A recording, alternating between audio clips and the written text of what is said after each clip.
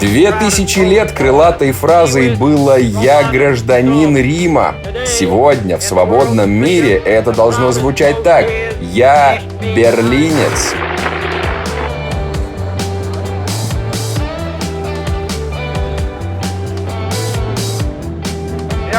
Есть много людей в мире, которые не понимают или говорят, что не понимают, в чем разница между свободным миром и коммунистами. Но пускай они приедут в Берлин. Есть такие, которые говорят, что коммунизм – идея будущего. Пускай они приедут в Берлин. Фраза Кеннеди по своему значению несопоставима ни с чем. Он ехал в Берлин совершенно с другой речью, чтобы вы знали. Но он решил посмотреть стену, и его провезли вдоль Берлинской стены. Это 1963 год. Кеннеди в нескольких вышках, его фотографируют, его рассматривают ГДРовские пограничники. На него это производит сильное впечатление. Он возвращается в гостиницу и полностью переписывает речь. Ее изучают как лучшую, одну из лучших речей. Совершенно верно.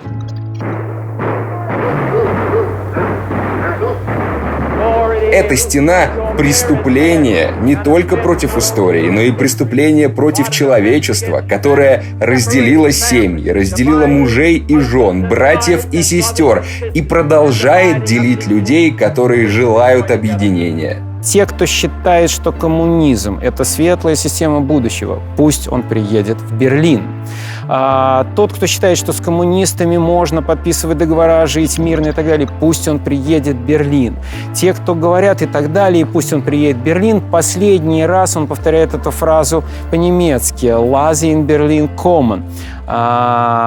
И вдруг он заканчивает эту речь вообще совершенно неожиданным поворотом. Сегодня каждый человек Земли, который уважает свободу, который уважает личность человека и так далее, каждый человек сегодня должен сказать, что он тоже берлинец. И я, как человек, уважающий эти принципы, сегодня говорю вам. Он переходит на немецкий, говорит с ошибкой, но эта фраза входит в историю. Ich bin ein Berliner.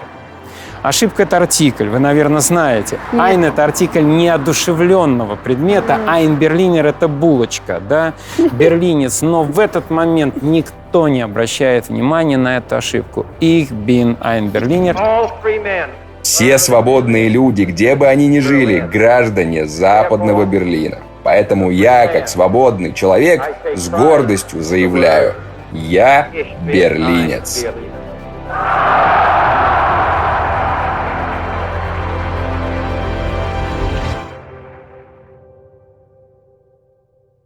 30 лет назад, 9 ноября 1989 года, пала Берлинская стена. И вот тогда казалось, мы выучили этот урок. Отгородиться от проблемы не значит ее решить. Но вот читаешь последние российские новости и как будто возвращаешься в прошлое. Снова аресты и сроки за мысли, слова и прогулки. Пропаганда сообщает: кругом враги, нужен автономный Рунет, своя правильная Википедия и мессенджеры, за которыми будет удобно следить.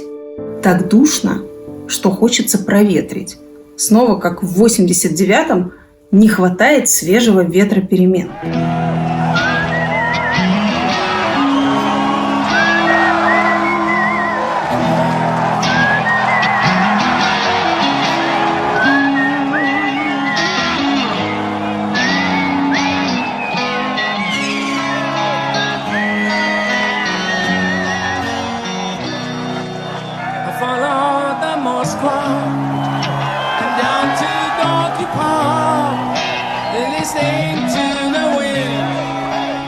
Честно говоря, песня «Ветер перемен» была написана за полгода до этого исторического момента, и мы вообще на нее ставок не делали. Главным синглом нашего альбома «Crazy World» должна была стать рок-композиция. Мы же рокеры, в конце концов. Но, видимо, мы очень точно попали в эмоции людей, в это ожидание перемен. Премьера «Ветра перемен» состоялась на концерте в Берлине у Бранденбургских ворот, и у меня до сих пор мурашки по коже. Только подумайте, мы первые рокеры с Запада, которые спели на Востоке. И сегодня, в дни 30-летия падения Берлинской стены, я хочу, чтобы люди вспомнили этот момент. Только подумайте, на границе, где раньше слышны были только выстрелы, звучит музыка. И это сделали не политики. Это сделали обычные люди. Вот что такое мирная революция.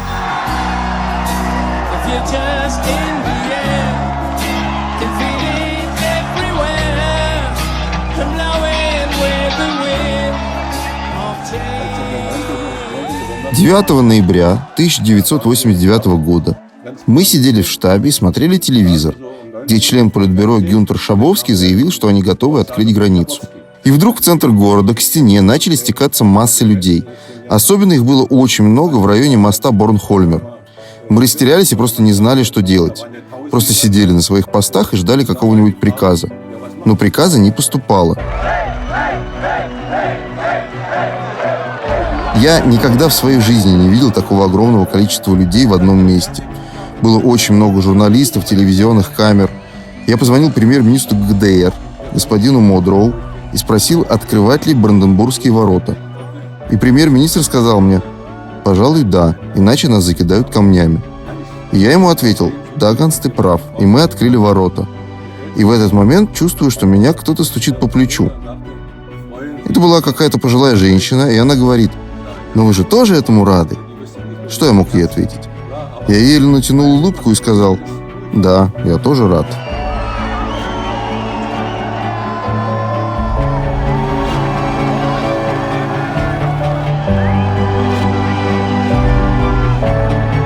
У меня, знаете, такой вопрос возник в Лейпциге, когда мы были вот сейчас на праздновании освободительного, собственно, День освободительного движения, да, все идут со свечками, огромная толпа, весь город. И для них действительно это очень большой праздник. И я стою и понимаю, что у нас ведь не празднуют вот августовский путч. Никто не выходит, что мы добились демократии. Как вам кажется, почему? Ну, очень просто, потому что мы не добились демократии. Мы не победили, что нам праздновать попытку. Мы же не знали демократии практически ни одного дня. Да? Надежды простых людей не оправдались. И я могу понять, почему им хочется назад в Советский Союз.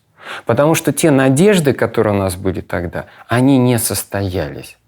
У нас в итоге к власти пришло то же самое КГБ, которое мы тогда свергали. Да? Вот и все.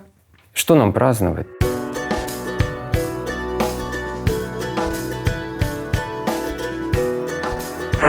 По единым спискам Национального фронта Германской Демократической Республики голосов «за» 98,85%. Явка составила 98,77%.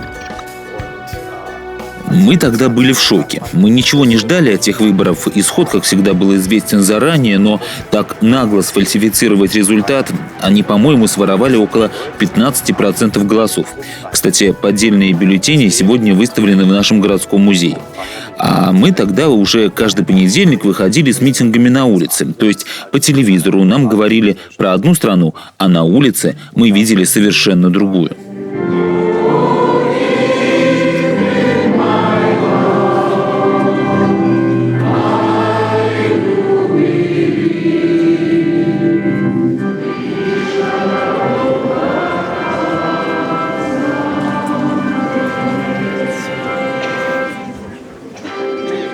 Удивительно, но революция в ГДР началась там, где обычно принято смиряться и каяться. Церковь Святого Николая. В 80-е годы был здесь пастор Кристиан Фюрер. Читал по понедельникам молитвы за мир. И стал своего рода, такой суперзвездой. Каждый раз собирал все больше и больше людей. И вот после одной такой массовой молитвы, здесь было 1200 человек, народ просто отказался расходиться и вышел на улицу.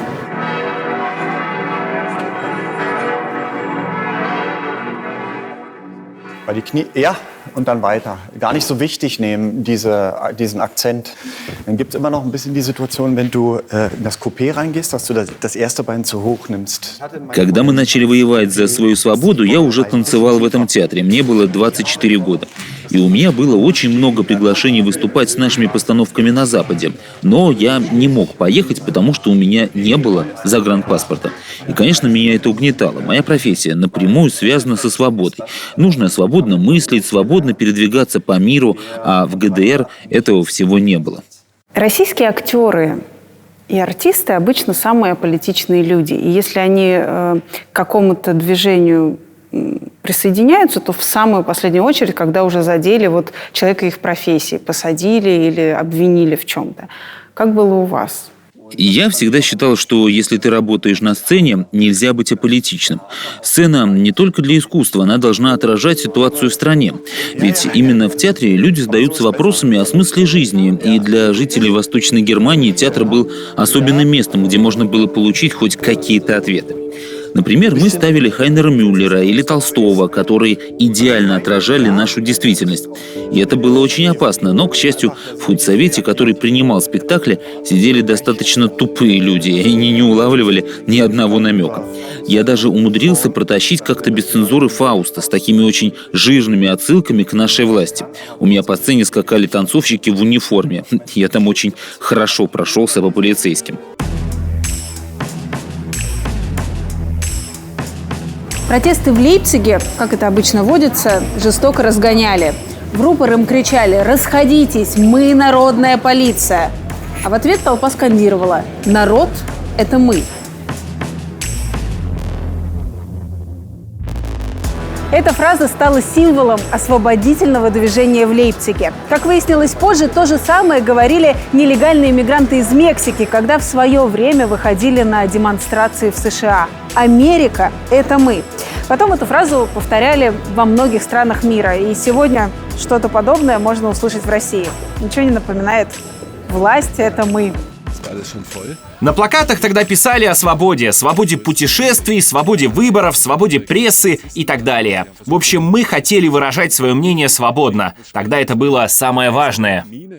Я описал на плакате, что политика ГДР в таком же плачевном состоянии, как крыши домов в Лейпциге. А все потому, что мы имеем такого бездарного кровельщика и его приспешников.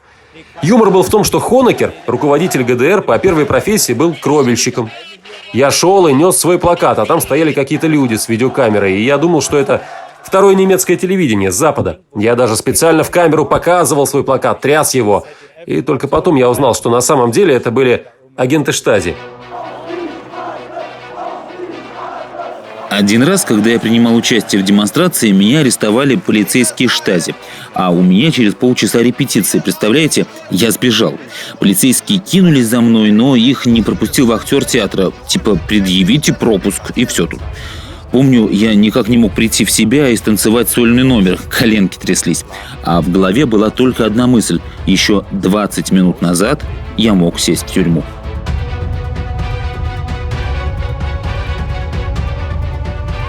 Конечно, было насилие, были аресты. Первую демонстрацию пытались разогнать, но, несмотря на угрозы и дубинки, люди оставались на месте. И все время спрашивали у полиции: а почему, собственно говоря, мы должны расходиться? Мы же просто стоим и общаемся друг с другом. Причем, когда полицаи били людей, люди не сопротивлялись им, не отвечали насилием на насилие. Мы не хотели войны, мы хотели разговора.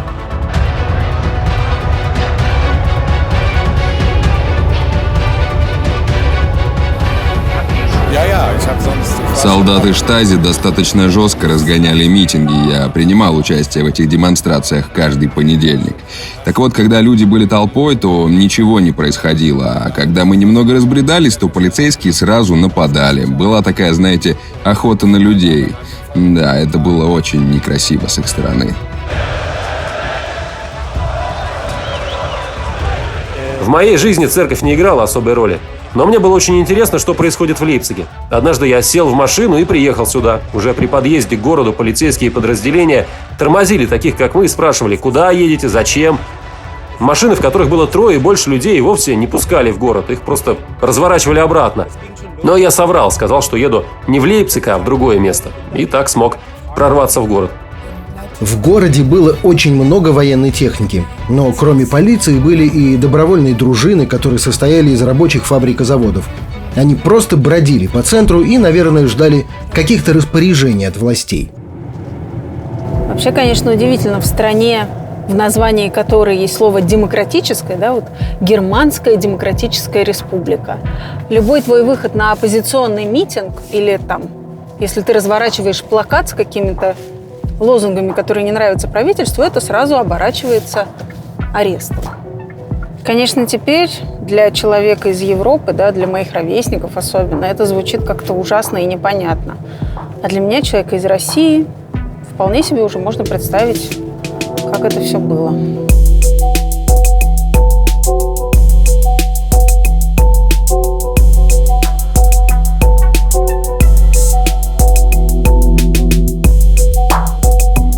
А у вас был какой-то распорядок вот среди военных, как разгонять их или Нет, что делать? не было. Им давали высказаться? Да. Если демонстрация разрешена, идите. Там полиция сопровождает все. А если это уже выходит из рамков разрешенного, тогда надо принимать меры. Нормально, в любой стране так делают. Вы имеете в виду, если начинаются массовые беспорядки? Массовые беспорядки, насилие против других, тогда ограбление магазинов, всякое бывает. Если они начинают рыть камни и бросать в полицию, тогда надо, конечно... Слышали ли вы, что в Москве сейчас различные митинги происходят? Да. Похоже это на состояние 89-го года здесь? Нет.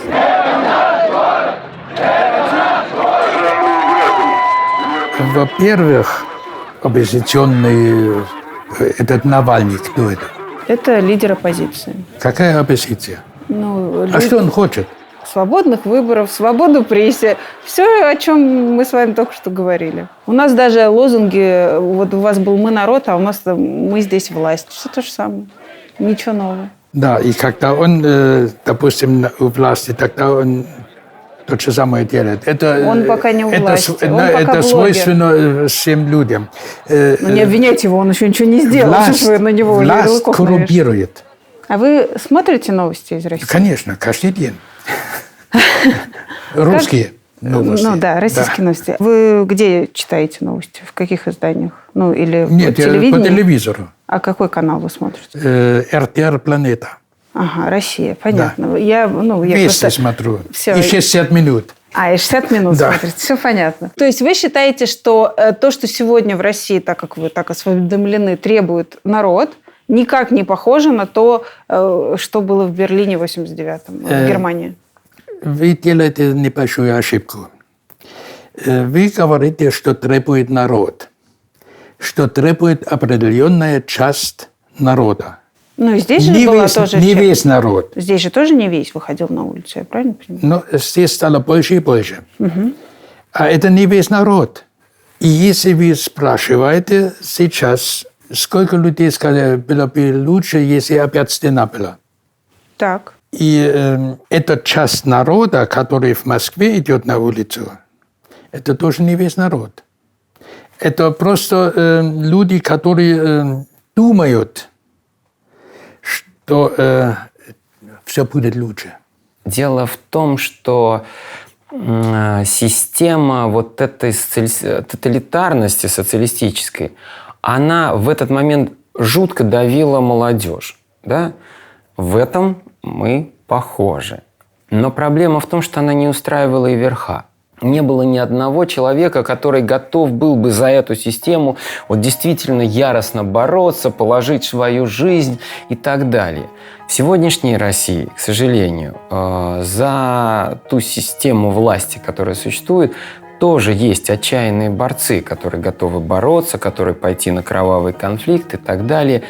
Вот это отличие.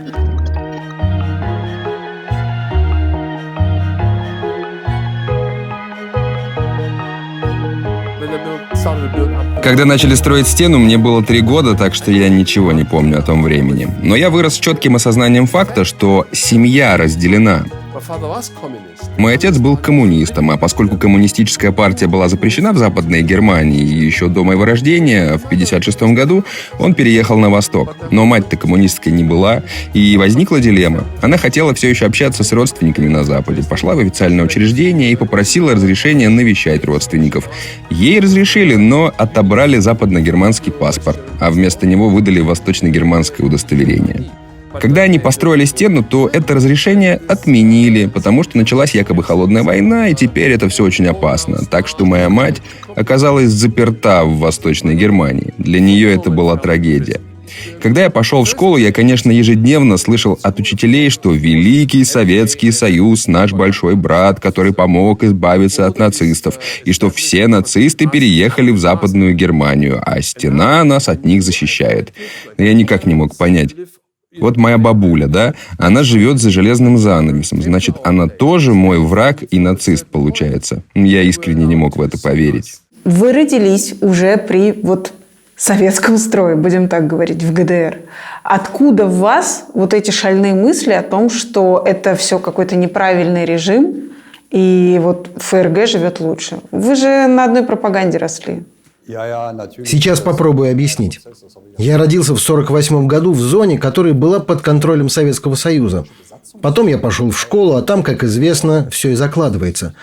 В школе нам постоянно твердили, что идеология социализма победит. Это неизбежно. И мы не должны допустить, чтобы к этому моменту на Земле остался хоть один ребенок, умирающий от голода. Для убедительности нас отправляли собирать жуков на картофельные поля и говорили: если в ГДР возникали какие-то задержки с продуктами или неурожаи, это виноват Запад. По телевизору даже рассказывали, что Запад специально отправлял самолеты с жуками, чтобы те истребляли ГДРовские картофельные поля и вредили социализму. Я взрослел и все больше понимал, что это чушь какая-то. И когда писал сочинение о любви к партии, то не верил ни единому своему слову.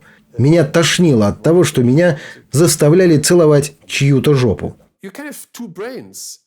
Если ты жил в ГДР, то должен был иметь два мозга. То, что ты думаешь, это одно, а то, что ты можешь говорить вслух, это другое. И если ты собираешься здесь жить долго, то одну часть мозга нужно просто выключить. Все это, конечно, наследие Второй мировой войны.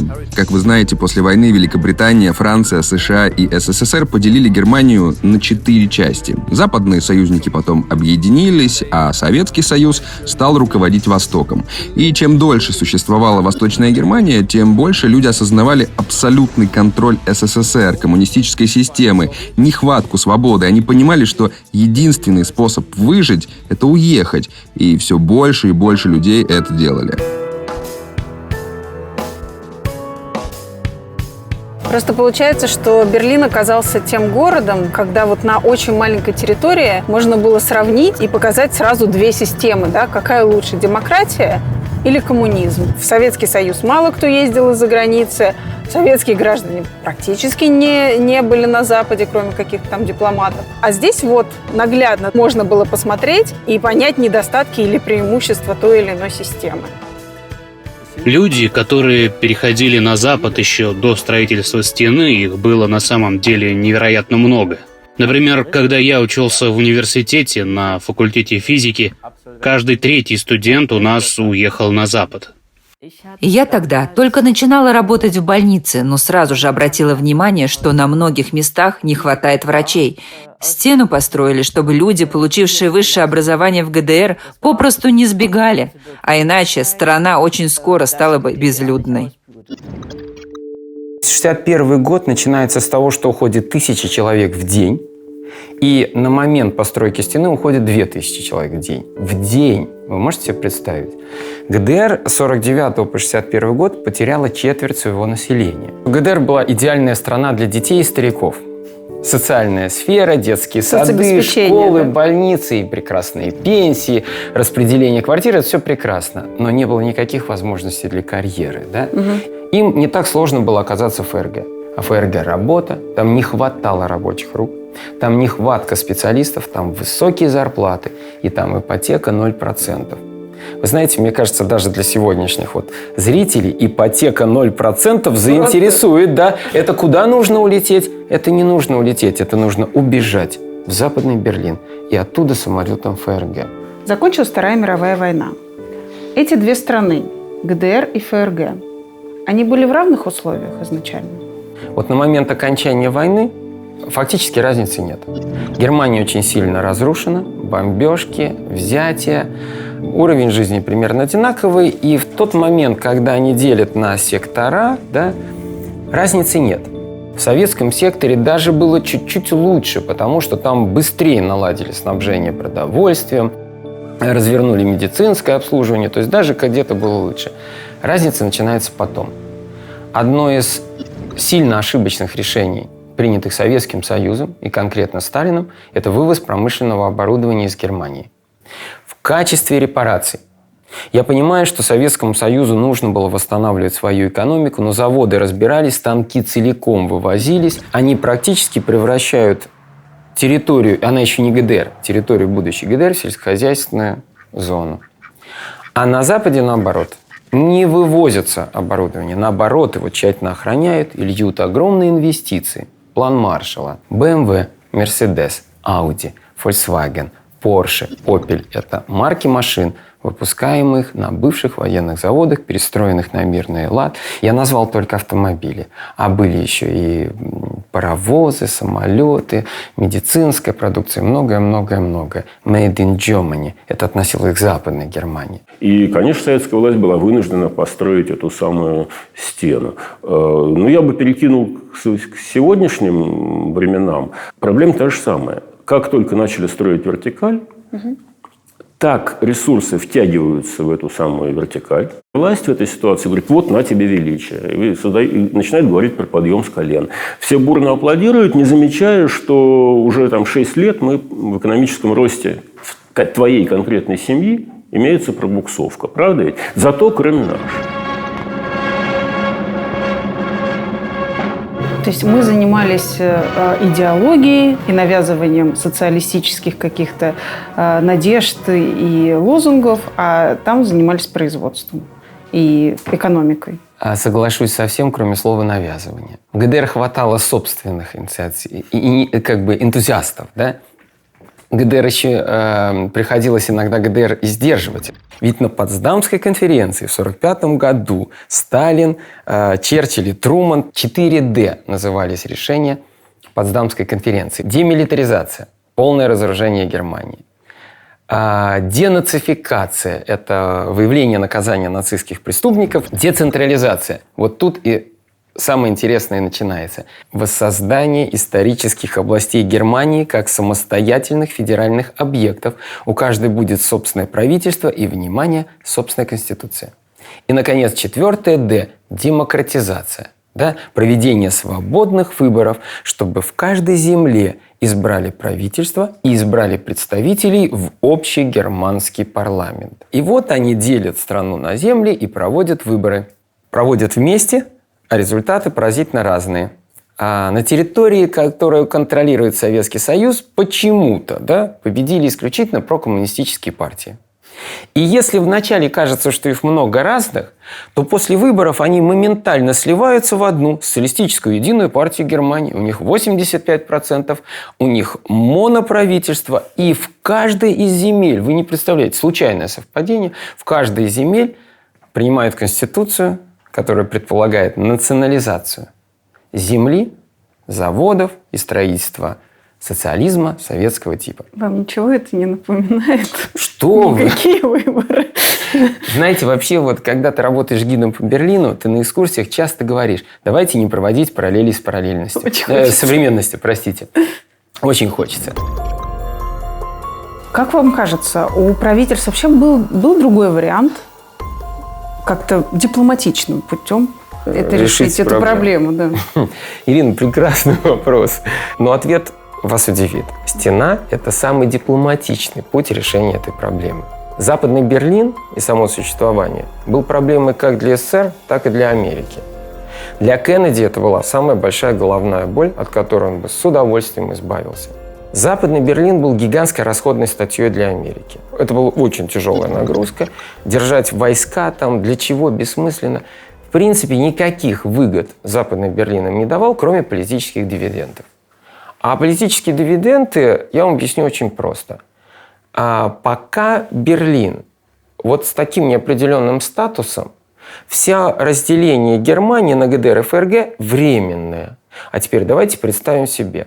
Выводят войска, отдают Западный Берлин ГДР. И получается Германия с Берлином и какая-то никому непонятная страна на Западе. Угу. Понимаете?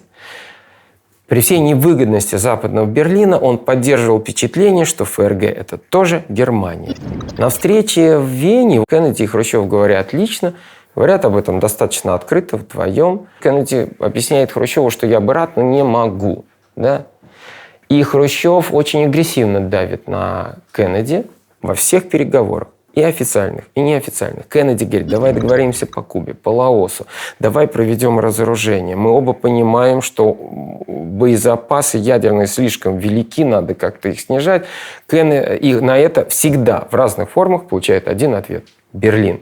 Пока не будет вопрос с Берлином решен, говорит Хрущев, никаких других переговоров не будет. А теперь я вам отвечу, почему это самое дипломатическое решение. Потому что американцы могут оставить свои войска.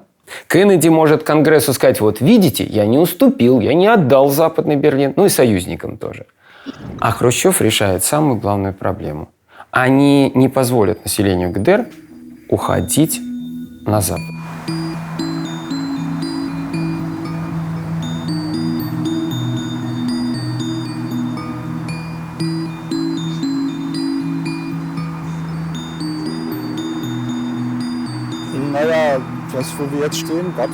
Раньше на этом месте ничего не было. Вон там, где сейчас железнодорожный мост, была пограничная зона Западного Берлина. А вон там, где автобан, граница ГДР, всякие столбы с колючей проволокой.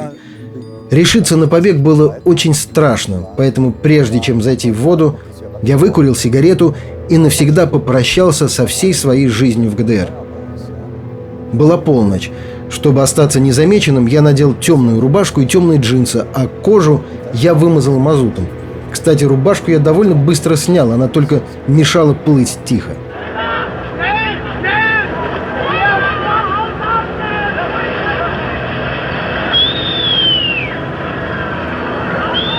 Сколько вам предстояло проплыть вот здесь? Расстояние до границы было меньше километра, но по мере приближения освещение канала становилось ярче, и поэтому я пробарахтался не меньше 3 часов, потому что приходилось осторожничать. В районе того моста я увидел вооруженный патруль и спрятался в камыши. От холода мои зубы предательски стучали, и чтобы они не услышали этот стук, я засовывал в рот пальцы. Знаете, голоса солдат и то тяжелое дыхание овчарки мне снится в кошмарах до сих пор. Отсидевшись, я поплыл дальше, но в какой-то момент сказал себе: так, стоп. Один старик мне говорил, что над водой есть установки с сигнализацией. В темноте я и правда разглядел проволоку. Если ее заденешь, завоет сирена, и пограничники открывают огонь. Я набрал побольше воздуха и глубоко-глубоко нырнул, чтобы миновать растяжки. Вынырнул я уже непосредственно в зоне границы, но тут началось самое ужасное, потому что оказалось, что здесь до самого дна протянута металлическая сетка. Я понял, что придется плыть на поверхности, а там очень интенсивное освещение. Но, видимо, в ту ночь со мной был мой ангел-хранитель. Я выбрал место, куда падала единственная тень, и прямо руками содрал с края сетки колючую проволоку, чтобы не зацепиться. И то ли меня не увидели, то ли просто была смена караула, но когда мне удалось преодолеть границу, я пулей поплыл к берегу. Только там я осознал, что нахожусь в американском секторе, и выдохнул. Вау! Я заметил машину. В ней сидела женщина. Когда она увидела полуголого мужчину, то, конечно же, ужасно испугалась, но быстро сообразила, что я не опасен, и очень замерз. Она крепко обняла меня, чтобы обогреть. Помню, как она закричала дочке: «Дай-ка нам горячительного, здесь беженец с Востока». И дочка протянула бутылку коньяка. До сих пор помню название. Дюжарде. С первым глотком я потерял сознание, потому что был совсем обессилен. А очнулся я только в больнице. Сколько вам было лет? 18 лет. Как вы сказали об этом родителям? И сказали ли? Мои родители об этом ничего не знали, потому что я не хотел подвергать их какой-либо опасности. Отец был очень болен, и ему было вредно волноваться. Кстати, потом Штази установили прослушивающее устройство в их квартире и убедились, что родители не были причастны к моему побегу. Отец даже официально заявил о без вести пропавшем сыне. А когда я отправил родителям открытку с Запада, что жив и здоров, папа отнес ее в полицию. Конечно, полицейские тут же потребовали, чтобы родители убедили меня срочно вернуться обратно.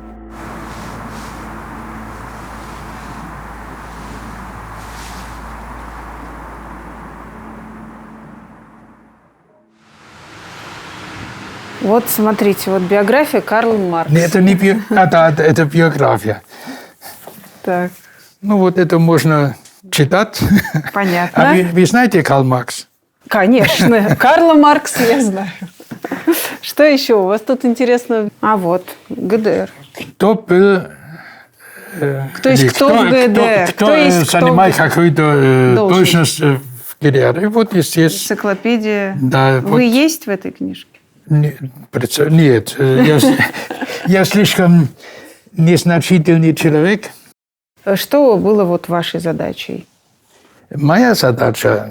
Чем занималось Министерство обороны? Моя задача была такая: химическое обеспечение боевых действий. Ну, там такие, как разведка и спецобработки, очень много. Как в вашей организации относились к людям, которые нарушали границу? Как кто нарушал границу, нарушал закон. Значит, он нарушитель общественного порядка. В закон о государственной границе каждый мог читать. И если он мог читать, тогда он знал, это нелегально. И если я что-то нелегальное делаю, тогда, конечно, закон действует полным объемом. Вы считали их, вы лично, преступниками? Ну, я не сказал бы, я сказал бы идиотом. Идиотами? Да, потому что я знаю, что это запрещено, и я все равно туда иду. Но вы можете понять этих людей, что у кого-то там родственники, или кого-то очень не устраивает эта страна, и он очень хочет жить в другой стране? Это сложно сказать, понимать. Надо знать, почему, какие глубокие убеждения у него есть, чтобы идти на такой риск. Ну вот режим в стране может для вас быть причиной, почему человек бежит? Нет. Нет? Нет. Вы бы работали при любом режиме? Нет, это тоже не сказал бы. Но я имею в виду режим в ГДР. Да. Мы жили спокойно, в безопасности, без наркотики, без постоянных убийств. Мы жили спокойно. У нас не были безработных, бездомных. Не были. Все получили образование бесплатно, бесплатное медицинское обслуживание. Все. Никто не вынужден был убежать. В любой стране есть законы, неважно какие. В этой стране они признаны, и я должен это соблюдать. Для вас бывают плохие законы? Вы предполагаете, что они могут быть плохими, эти законы? Что вы понимаете под названием «плохие законы»? Ну вот мне кажется, что когда вы отнимаете у людей свободу передвижения, это плохой закон. Это вы так считаете? И возьмем пример. Вы знаете, я пьяный и хочу ехать. И вы говорите не ехать. И я это все равно сяду. Вы вызываете милицию. Это плохо? Нет, в данном случае, который вы описали, это неплохо. Да. А если когда человек не хочет жить в стране, а ему говорят «нет, живи», тогда кажется... он мог бы поставить запрос, что он может официально переехать. А так можно было? Конечно. И тебя не посадили бы в тюрьму? Нет. Когда мне было 16, родители подали документы на постоянную выездную визу. Меня тут же выгнали из школы. Сказали, что теперь мы предатели, потому что мы хотим покинуть страну, потому что не верим в систему, не ценим ее. Мне в 16 лет пришлось искать работу. Я еще занимался легкой атлетикой, но меня даже в спортзал не пускали, потому что это была государственная секция. Оставались только танцы. Это был вроде как частный клуб. Единственное место, где меня не называли предателем или врагом. Для меня танцы были побегом в мир, который меня принимал, где я мог заниматься своим делом и заводить новых друзей. И вскоре я добился неплохих успехов. В 1981 году мы приняли участие в восточно-германском чемпионате по бальным танцам и заняли 3-е место. И даже стояли на пьедестале почета. Потом нам сообщили, что мы вошли в национальную сборную и можем представлять страну на международном уровне. Правда, нужно отменить тот самый запрос на выездную визу, а иначе это невозможно. Они спросили меня, ну, что ты выбираешь? Забираешь запрос или бросаешь танцы? Я отказался забирать запрос, и тогда мне запретили даже танцевать. Это была та точка, после которой я решил, что надо уезжать. Я ненавидел ГДР. Эта страна приказывала гражданам оставаться в ней, нравилось им это или нет. И если они все равно пытались уехать, то их могли застрелить насмерть. Но ведь это противоречит любым представлениям о человечности. Убивать людей за то, что они хотят жить в другом месте, это... Сегодня даже я иногда спрашиваю себя, почему люди так долго с этим мирились? Это же настоящий террор, расстрелы. Сегодня я ненавижу любую страну, которая не дает своим гражданам свободу выбора. К счастью, я теперь живу в демократии, и если государство чем-то тебя обидело, есть другие независимые организации, куда ты сможешь пожаловаться. А в ГДР, даже если тебе что-то не нравилось, нужно было говорить, что все прекрасно. А иначе они просто уничтожали карьеры и жизни людей, которые не были лояльны государству. Ну что ж, смотрите. Я паркую нашу машину. Так. И обращаю ваше внимание на том месте, где мы припарковались. Ага. Вот эта вот линия на асфальте с надписью «Берлинская стена, 1961-1989 год». Вот эта линия проходит через весь город. Она здесь проходила, действительно? Она здесь. Это линия Берлинской стены. Да? Общая длина стены была 166 с лишним километров. Из них 45 километров проходили по линии города. И вот эти 45 километров, которые шли внутри города, в сегодняшнем Берлине отмечены либо вот такой вот полосой, но это реже, а чаще это такая полоса из двойного булыжника, вот такой вот двойной камень. Он дает очень интересный эффект. Когда пересекаешь его на машине, колеса делают дык-дык, ты пересек линию Берлинской стены. А вот буквально чуть дальше, вот там, стоит кусок Берлинской стены. Это сохраненная часть, то есть эта стена аутентичная, она стоит на своем месте. Единственное, что есть определенные подозрения, что ее как-то так подняли, снова поставили, подремонтировали, но в любом случае это совершенно аутентичный кусок стены, стоящий на своем месте. Стену строили не четко по границе, а немножко отступя на восток. Вот если так совсем строго, то вот здесь вот проходит граница как бы восточного и западного Берлина. И формально мы вроде бы как бы на восточной территории. Но стену специально отнесли чуть-чуть на восток, чтобы не давать поводов американцам, что мы как бы строим у себя, да, на восточном секторе. И вот эта территория, хотя формально она принадлежала Восточному Берлину, она ими не контролировалась. Все начиналось за стеной.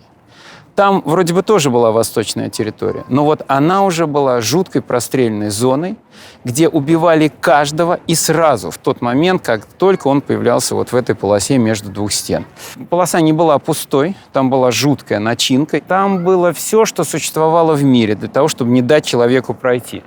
Колючая проволока, проволока под электрическим током, решетки с шипами острыми лежали на земле, рвы с водой, там была пропашная полоса, следовая полоса, конвойная полоса. Но самым страшным были вышки, и одна из них стояла прямо здесь. Эти вышки шли по всему периметру, на ней стояли солдаты ГДР, и они убивали абсолютно каждого, кто только ссывался в эту полосу.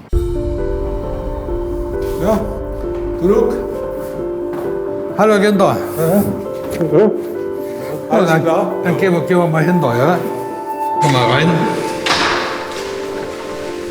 Я стал солдатом, когда мне исполнилось 18 лет. В то время государство искало добровольцев для службы в пограничных и внутренних войсках.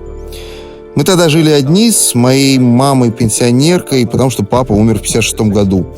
Мама сказала: «Мой милый мальчик, ты можешь поступать как хочешь». И я подписал контракт на службу в погранвойсках. Сначала я был помощником командующего, потом командующим, и потом уже управлял целым полком. А вскоре стал здесь самым-самым главным – главнокомандующим пограничной службы центральной части ГДР.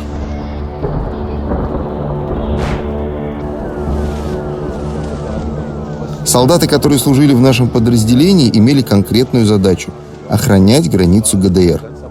А самовольное пересечение границы – это преступление. Солдат, который охранял границу, не должен был размышлять, это бежит человек, который хочет воссоединиться со своей семьей на Западе, или это преступник, который пытается избежать наказания за убийство или ограбление, совершенное в ГДР. Человек, который стоит на посту, у него в голове должна быть только одна мысль. Если ты видишь, что кто-то нарушает закон, ты должен стрелять.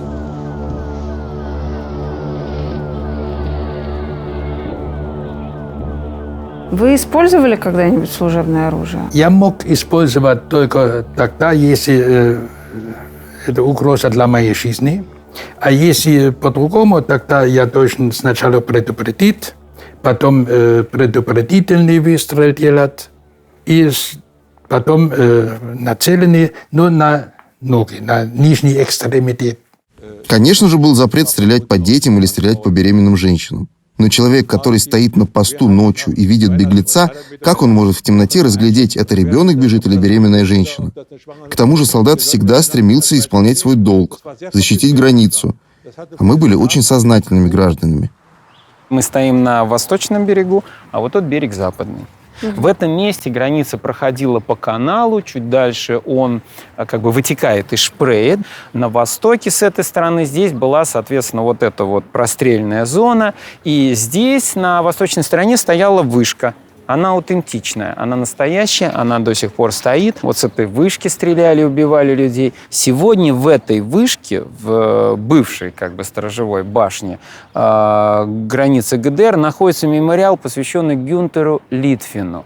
Это первая жертва стены. Это первый человек, который был застрелен при попытке перейти в Западный Берлин. Дизайнер одежды. Он был молодой, ему было 22, по-моему, года, но он был настолько талантлив, что в Западном Берлине его услугами пользовались актеры, и костюмы даже заказывали для каких-то оперных постановок. В Восточном Берлине ему светило быть на конвейере, на пошивочной фабрике ГДР со среднестатистической зарплатой. Вы догадываетесь, почему. Он постепенно перебирался в Западный Берлин. И он уже открыл себе ателье, он уже снял комнату, небольшую такую квартирку. Они с братом делали там ремонт. Ему оставалось буквально несколько дней, и он совсем переехал бы туда жить. Но в один из выходных дней, ремонт уже практически закончен, он проводит выходные со своей семьей в Восточном Берлине. Это был уикенд с 12 на 13 августа 1961 года, когда в ночью построили стену. Проснувшись утром 13 августа, он понял, что он не может вернуться к себе в Западный Берлин. Несколько дней он баражировал вдоль стены, он смотрел, где, он искал способ как-то. Вот немножко дальше, выше по течению мост, железнодорожный мост, и он заметил, что когда проходят поезда, пограничники контролируют только одну сторону. Он решил перебежать за поездом, что его не заметят, и побежал. Но поезд шел слишком быстро, они его увидели, они закричали, и он прыгнул в воду, рассчитывая доплыть до берега. Когда первая пуля попала ему в плечо, это не было смертельным ранением. То, что произошло дальше, конечно, взорвало полностью возмущение в Западном Берлине, потому что раненый, он поднимает руки, он показывает, что он сдается. С моста раздается смех, и сразу несколько выстрелов в голову и в шею обрывают его жизнь на месте. Я еще раз вспоминаю рассказы, что стреляли по ногам. Здесь стреляли сразу в голову и в грудь, без всякого предупреждения, из тишины затаившись. Об этом слишком много ГДРовских протоколов. Когда солдату отдавали приказ, он же мог его не исполнить и не стрелять в этих людей. Ты должен был исполнить свой военный долг перед Родиной.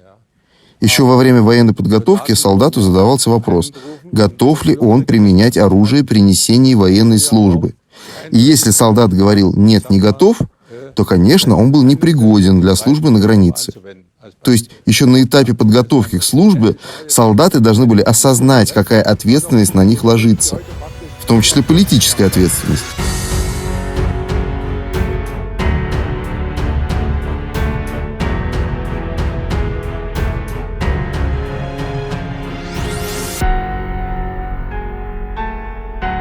Вот этот кружок из красного гранита сделан на том месте, где очень много человеческой крови пролилось, хотя она вся пролилась из одного единственного человека.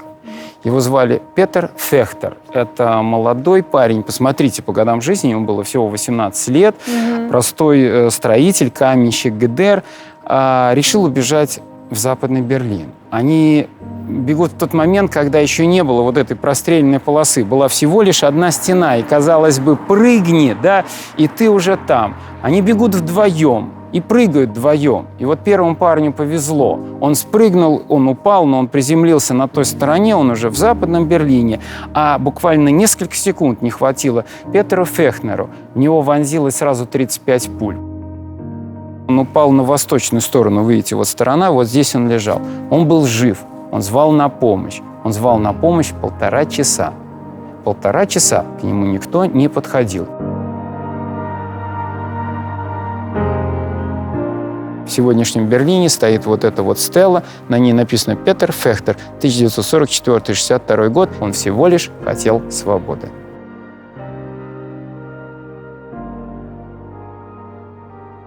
Вы осуждаете эсэсовцев? Конечно. А если я вам скажу то, что вы мне говорите, они тоже выполняли приказ и действовали по закону той страны, в которой они жили?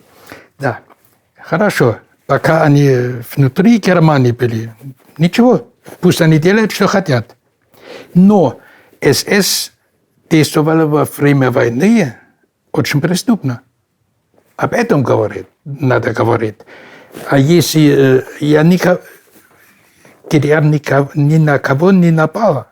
Поэтому... Давайте говорить об обычном солдате или офицере СС, который... СС это было добровольно. Да. Значит, этот человек пошел добровольно, он знал, куда идет. Подождите.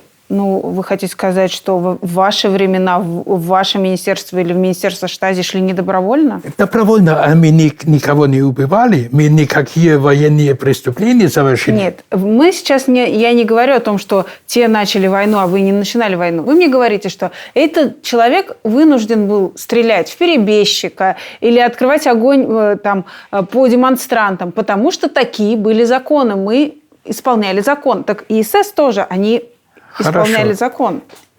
Приказ, вернее. Тогда я напоминаю вас следующее.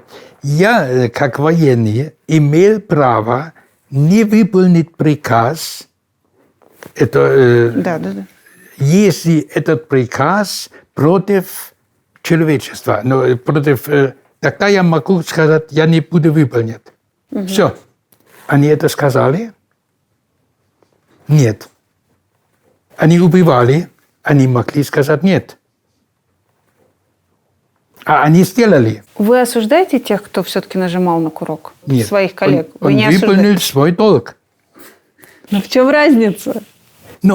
А это не преступление, что он делал. А у СС преступление? Конечно. Если убивают мирные люди... Я, конечно, абсолютно не понимала, как справиться со своими чувствами, когда я разговаривала с полковником из Министерства обороны, и вот с солдатом-пограничником. То есть я понимаю, что в стране, в которой они жили, в ГДР, был такой закон, и у них был такой приказ, что нужно стрелять на поражение. Я просто всегда думаю о том, что ведь у тебя же всегда есть возможность не стрелять в человека, а выстрелить в воздух, и сказать, что ты промахнулся. И при этом этот человек прям истово осуждает эсэсовцев, говоря о том, что они совершали преступления против человечества. Но он же тоже совершал преступления против человечества. Вот офицеры Штази или эти ГДРовские солдаты, они же вообще стреляли по своим же, по точно таким же немцам, которым просто не повезло родиться не на той стороне, на которой они хотели жить.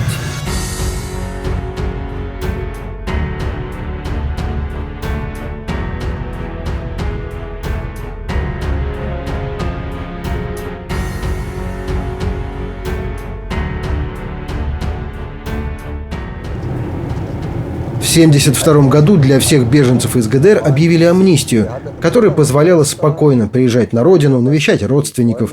Так, через 6 лет я впервые увидел родителей и придумал себе новую работу. Стал перевозить людей на Запад. Впервые я помог человеку организовать побег его подружки.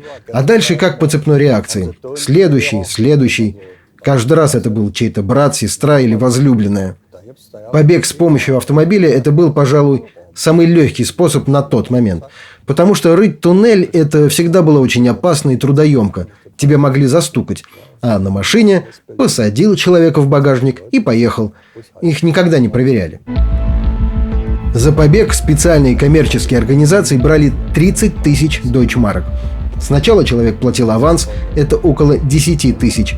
И если побег не удавался, то деньги ему не возвращали. Я хорошо зарабатывал. Даже купил себе машину. Всего я перевез 33 человека. Со временем цены, конечно же, росли, потому что штази придумывали новые и новые методы контроля. Они ведь тоже не глупые были. Придумали какие-то инфракрасные устройства или лазеры, которые сканировали машины и могли обнаруживать перебежчиков. Когда была та самая точка, когда вы себе сказали, что я сейчас буду совершать побег? Помню, что меня по-настоящему вдохновило. В 1980 году мне попался западногерманский журнал «Штерн», и в нем была история на пару страниц о том, как две семьи из Восточной Германии, причем у каждой пары было по 2 детей, даже 3-летний малыш, в общем, они сделали воздушный шар. Корзину там, все соединили, подключили газ, и шар взлетел. И сделали это не профессионалы. В первый раз шар упал, но на территории Восточной Германии. Они модифицировали что-то и повторили попытку. И шар снова упал, но на этот раз прямо за границей, так что им повезло. Я читал все это как захватывающий сюжет, и меня это очень вдохновляло. Я подумал, что если даже семьи с маленькими детьми делают это, то уж ты, 20, сколько мне там было, 21, то есть ты уже точно это сможешь. В этой же газете было что-то вроде исследования какого-то западногерманского института, где говорилось, что удачные попытки бегства совершались не через границу Восточной и Западной Германии, и уж точно не через стену в Берлине, а через границу в Венгрии и Австрии. И это засело у меня в голове. Я стал изучать вопрос. Так какой был план, собственно? Восточные немцы имели право пересекать границу с Чехословакией. Это была единственная страна, куда нам не нужна была виза. Оттуда я хотел нелегально перейти границу в Венгрию и уже бежать. Я сел в поезд в купе. Там было битком людей. Открылась дверь, вошел мужчина и сказал: «Билеты, паспорта, пожалуйста».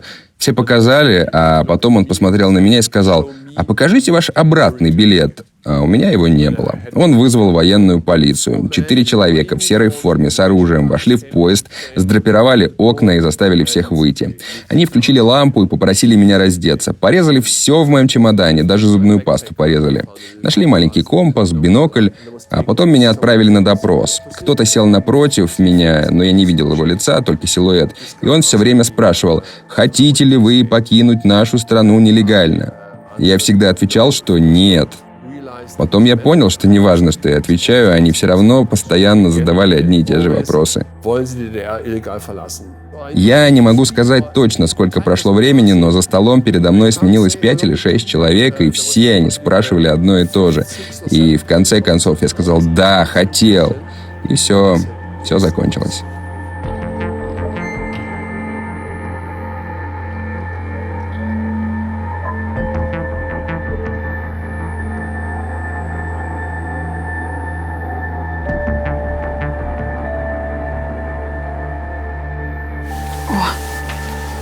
Мы называем это автозак. А как это у вас называется? Нас перевозили в продуктовых автомобилях. На них даже были рекламные щиты. Ешьте больше свежей рыбы, овощей и фруктов. Внутри, как вы видите, 5 отсеков. То есть они могли перевозить одновременно 5 человек. Сидели мы в машине, естественно, в наручниках, и очень сильно пахло бензином внутри. Это было ужасно. Здесь так воняло, что было просто невозможно дышать, и мы все время думали: боже мой, скорее бы уже добраться до тюрьмы. Вы помните момент, когда вас схватили? Это случилось в марте 75-го. Я, честно говоря, тогда очень нервничал перед операцией. Я ехал по трассе на Гамбург, а в этой части ГДР находилось очень много советских военных корпусов, но всегда обходилось без обысков. Однако в этот раз, прямо перед самой границей, они показали мне: сверни направо и прижмись к обочине. Я, конечно, такого не ожидал. Мне велели заехать в гараж. Пришел человек с собакой, которая, естественно, унюхала людей в багажнике. Там у меня была моя сестра и ее любовник. Меня прислонили к стене и приставили дуло к спине. Я помню, как сказал: ну давай, стреляй в меня. Если честно, я и правда в тот момент хотел умереть.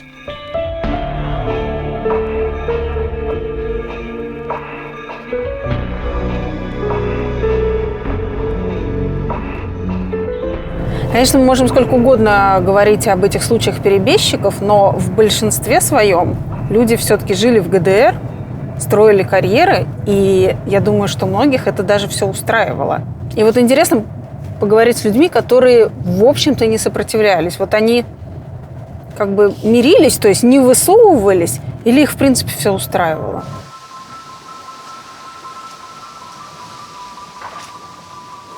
Моника, was ist das?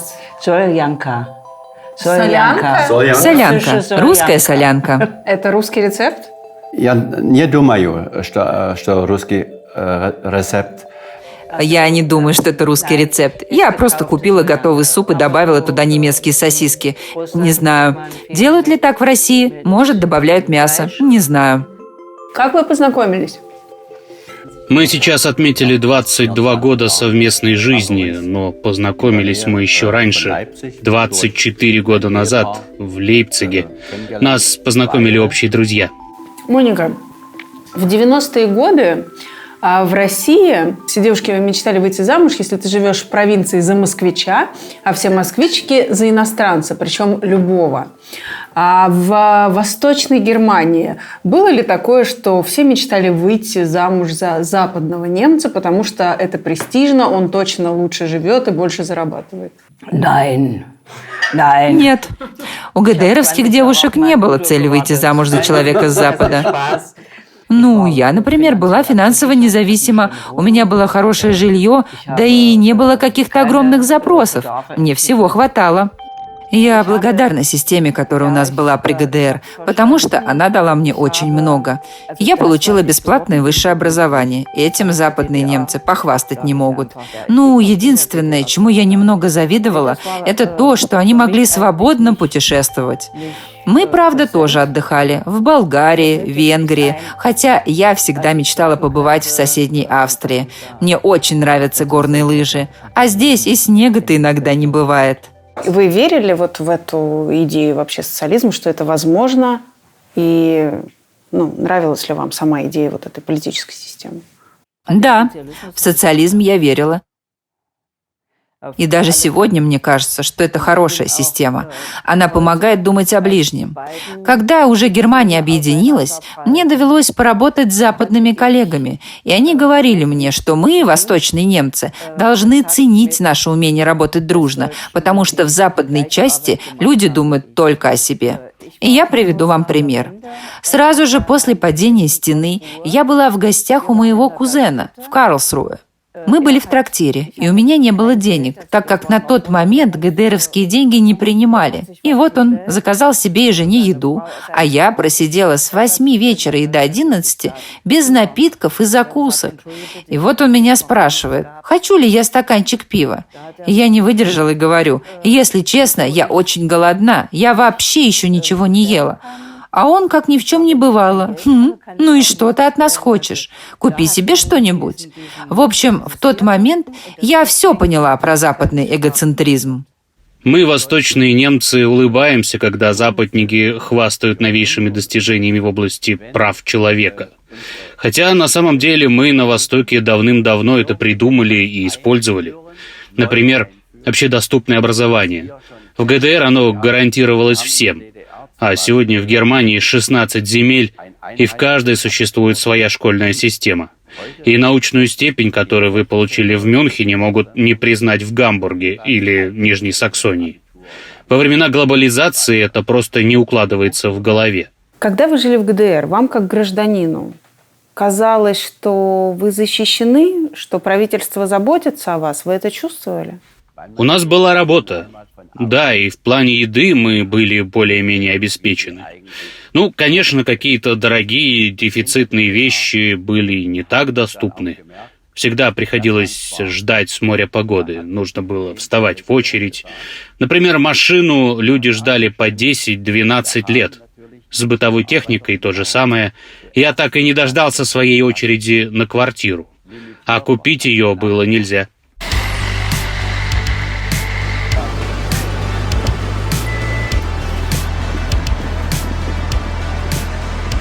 Ну что ж, поговорим о трабантах. Ну, они же явно не были вот такого цвета в свое время.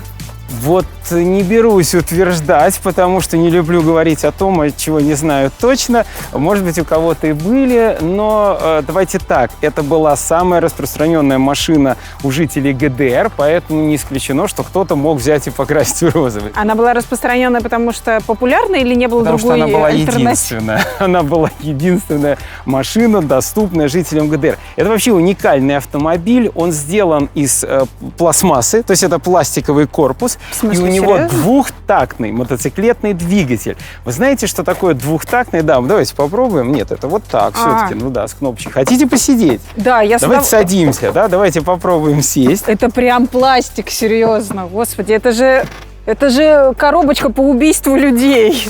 Ну, если бы я сейчас еще его завел, то вы бы еще более удивились, потому что у него двухтактный мотоциклетный двигатель, и я вам скажу, что это такое. Я вижу ключи, но все-таки мне не разрешили их заводить самому. А я вам и так покажу, как он работает. Да. Трох-тох-тох-тох-тох-тох-тох-тох. Он трясется, он страшно воняет, потому что в бензин добавляли масло. У автомобиля был один большой плюс. Они были дешевые. Они действительно были доступны любой семье ГДР. Они стоили 5500 восточных марок, зарплата была около 2000, да, то есть это, представляете, сопоставимо очень с месячной зарплатой. В этом преимуществе был и страшный минус – оборотная сторона. Очередь за трабантами была от 10 до 13 лет. Давайте себе представим 18-летнего парня ГДР. Он закончил школу, и он смотрит на перспективы жизни. В ГДР он устроится на работу и запишется в очередь на трабант, чтобы, может быть, через 10 лет, если повезет, его купить. Или вот за моей спиной, на соседней улице, Западный Берлин. Он убежит туда, устроится на работу. И в тот же день, подписав контракт, он получит беспроцентную суду, купит себе, если не Mercedes, то Volkswagen, Opel, Audi, да? И будет на нем ездить в этот же год, катать девушек, знакомиться, чем 10 лет ждать очередь на трабант. У вас еще есть вопросы, почему они бежали? У меня закончились вопросы, когда я села в эту машину, собственно. Я, конечно, понимаю, что она старая, но... Ну, тем не менее, я сидела и в других ретро-автомобилях. Коррупция была в ГДР? При ГДР коррупция, конечно же, была, но своеобразная. Например, если вы руководитель какого-нибудь завода, и у вас вдруг появлялась своя собственная дача, все тут же начинали шептаться за вашей спиной, ну, понятно, откуда она взялась. Были такие коррумпированные люди, которые занимались, например, распределением машин или имели доступ к другому дефицитному товару. И происходил такой натуральный обмен, потому что деньги в ГДР мало что значили. А вот ящик дефицитного пива можно было обменять на коробку кофе. В наши с вами дни уже никого не удивить хакерами. Они могут взломать фирму или информационный портал. Но в ГДР тоже были свои хакеры. Они проникали в систему расчетов и могли там увидеть, сколько мест предназначается для детей в пионерских лагерях, сколько выделено на базах отдыха, и подмахнуть что-то для себя. Когда у тебя нет денег, ты должен быть креативным. ГДР вошла в 10 самых развитых стран мира. Значит, огромные усилия были Это вы мне... в экономике. А это кто подводил эти итоги? Ну, это не мои, это Ну, где вы? официальные. В каком году? Это до начала 80-х годов. ГДР была в десятке самых развитых стран мира? Да. Вы уверены? Я уверен. Да, хорошо. Вас никогда не раздражала диктатура, нет свободы прессы, нет свободы выбора, еще постоянная слежка внутри своей страны? Начнем слежка. Да. В ГДР жили 17 миллионов жителей. Слежка, кто следил? Штази, как вы говорите. Сколько там было сотрудников? Каждый должен потом несколько сотен тысяч за них следить невозможно. Конечно. Откуда же, простите, перебью сразу, в архивах Штази, ну, как нам известно, все приходят и находят про себя какие-то сведения, да еще такие объемные. Ну, конечно. И для меня тоже там что-то есть. Я не смотрел, но я выбрал профессию, которая связана с использованием оружия. Ну, у меня оружие было. И, кроме того, с секретными документами. Конечно, надо проверить. Так, ну а обычные-то люди? Вы, понятно, сами обычные люди... За ними не следили. Из моей семьи я могу с большой вероятностью сказать, никто не следил за ними. Зачем? Они нормальные люди, зачем следить? Конечно, если кто-то хочет поехать куда-то, ну, на Запад, тогда надо проверить, вернется или нет. Вот у меня для вас есть интересная бумажка, смотрите. После объединения Германии люди, которые работали в государственных учреждениях ГДР, должны были доказать свою непричастность к Штази. Данные об этом хранились в архивах. Ты шел в архив и получал информацию о себе. А такое есть на каждого гражданина ГДР? Нет, не на каждого. Человек попадал в поле зрения органов лишь в определенных случаях. Ну, например, если кто-то через родственников пытался найти работу на Западе. Вот тогда пристально следили. Уда, а вас что-то удивило в этой бумаге? То есть то, что Штази знала о вас, а вы даже и не догадывались? Оказалось, что в моем личном деле были копии писем, которые моя жена писала родственникам на Запад, а также писем, которые она получала от них. Получается, Штази скрывали наши письма, читали, копировали их и хранили, потому что не было у нас закона о тайне переписки. Процедура была очень простой. Они вскрывали конверты, копировали письмо и снова отправляли конверт с письмом по обычной немецкой почте. Таким образом, спецслужба, допустим, узнавала, что люди недовольны жизнью, недовольны работой, о какой зарплате они мечтали. Для партии это была очень важная информация. О чем писать не стоило под страхом ареста, это об армии, полиции, советских солдатах, ну и прочие военные данные, информация, например, о проведении военных учений. Это были абсолютно запретные темы. Табу. Вообще, что касается всей охраны ГДР, да, начиная от Министерства обороны, Штази, да, Министерства, это было страшнее, чем КГБ? Да.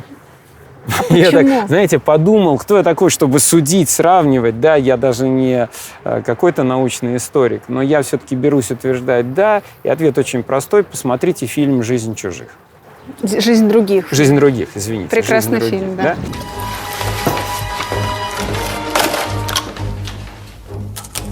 А могу еще добавить от себя, о чем очень активно сегодня говорят в ГДР. В этом фильме они ему встраивают микрофоны, да? Это потому, что он живет в старом доме, это интеллигенция, он живет в старом районе. При строительстве новых домов микрофоны сразу заводили в стену.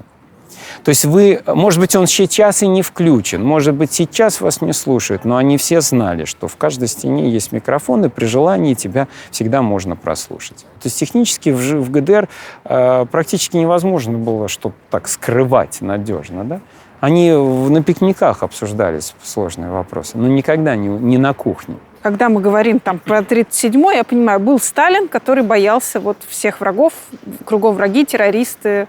А кто этот человек в ГДР? Хонекер? Кто так боялся простых людей? Не боялись, они старались как и все, как и Сталин, как и тот, кого не будем называть, все хотят удержать структуру власти, которая есть у них.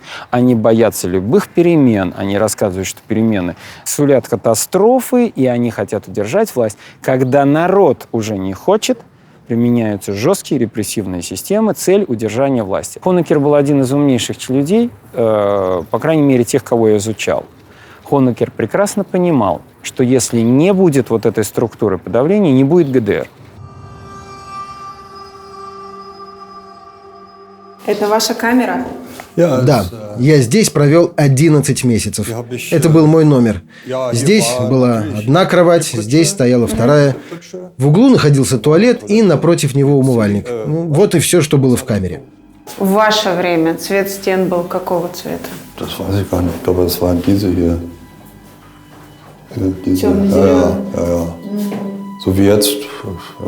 Какой был режим дня? Было скучно. Нас будили в 6 утра, давали завтрак, а потом мы все время тупо сидели. Даже книга была привилегией. И иногда ко мне подсаживали соседи, но на самом деле это были стукачи. Я рассказывал им всякую чушь, что якобы у Хонекера, руководителя социалистической партии в ГДР, есть внебрачный сын, и я ему тоже помогал выбраться из ГДР в ФРГ. Я это говорил стукачам, чтобы получить возможность снова оказаться в комнате следователя. Потому что там был все равно, что салон. Уютно и тепло. Хороший следак мог и чашечку кофе налить или передать письмо из дома. Хоть какое-то разнообразие. Ну и еще и прогулки. А это двор для прогулок. 2 на 3. Раз в день заключенного выводили сюда ровно на 20 минут. Подышать воздухом и, наконец, увидеть небо. В клеточку.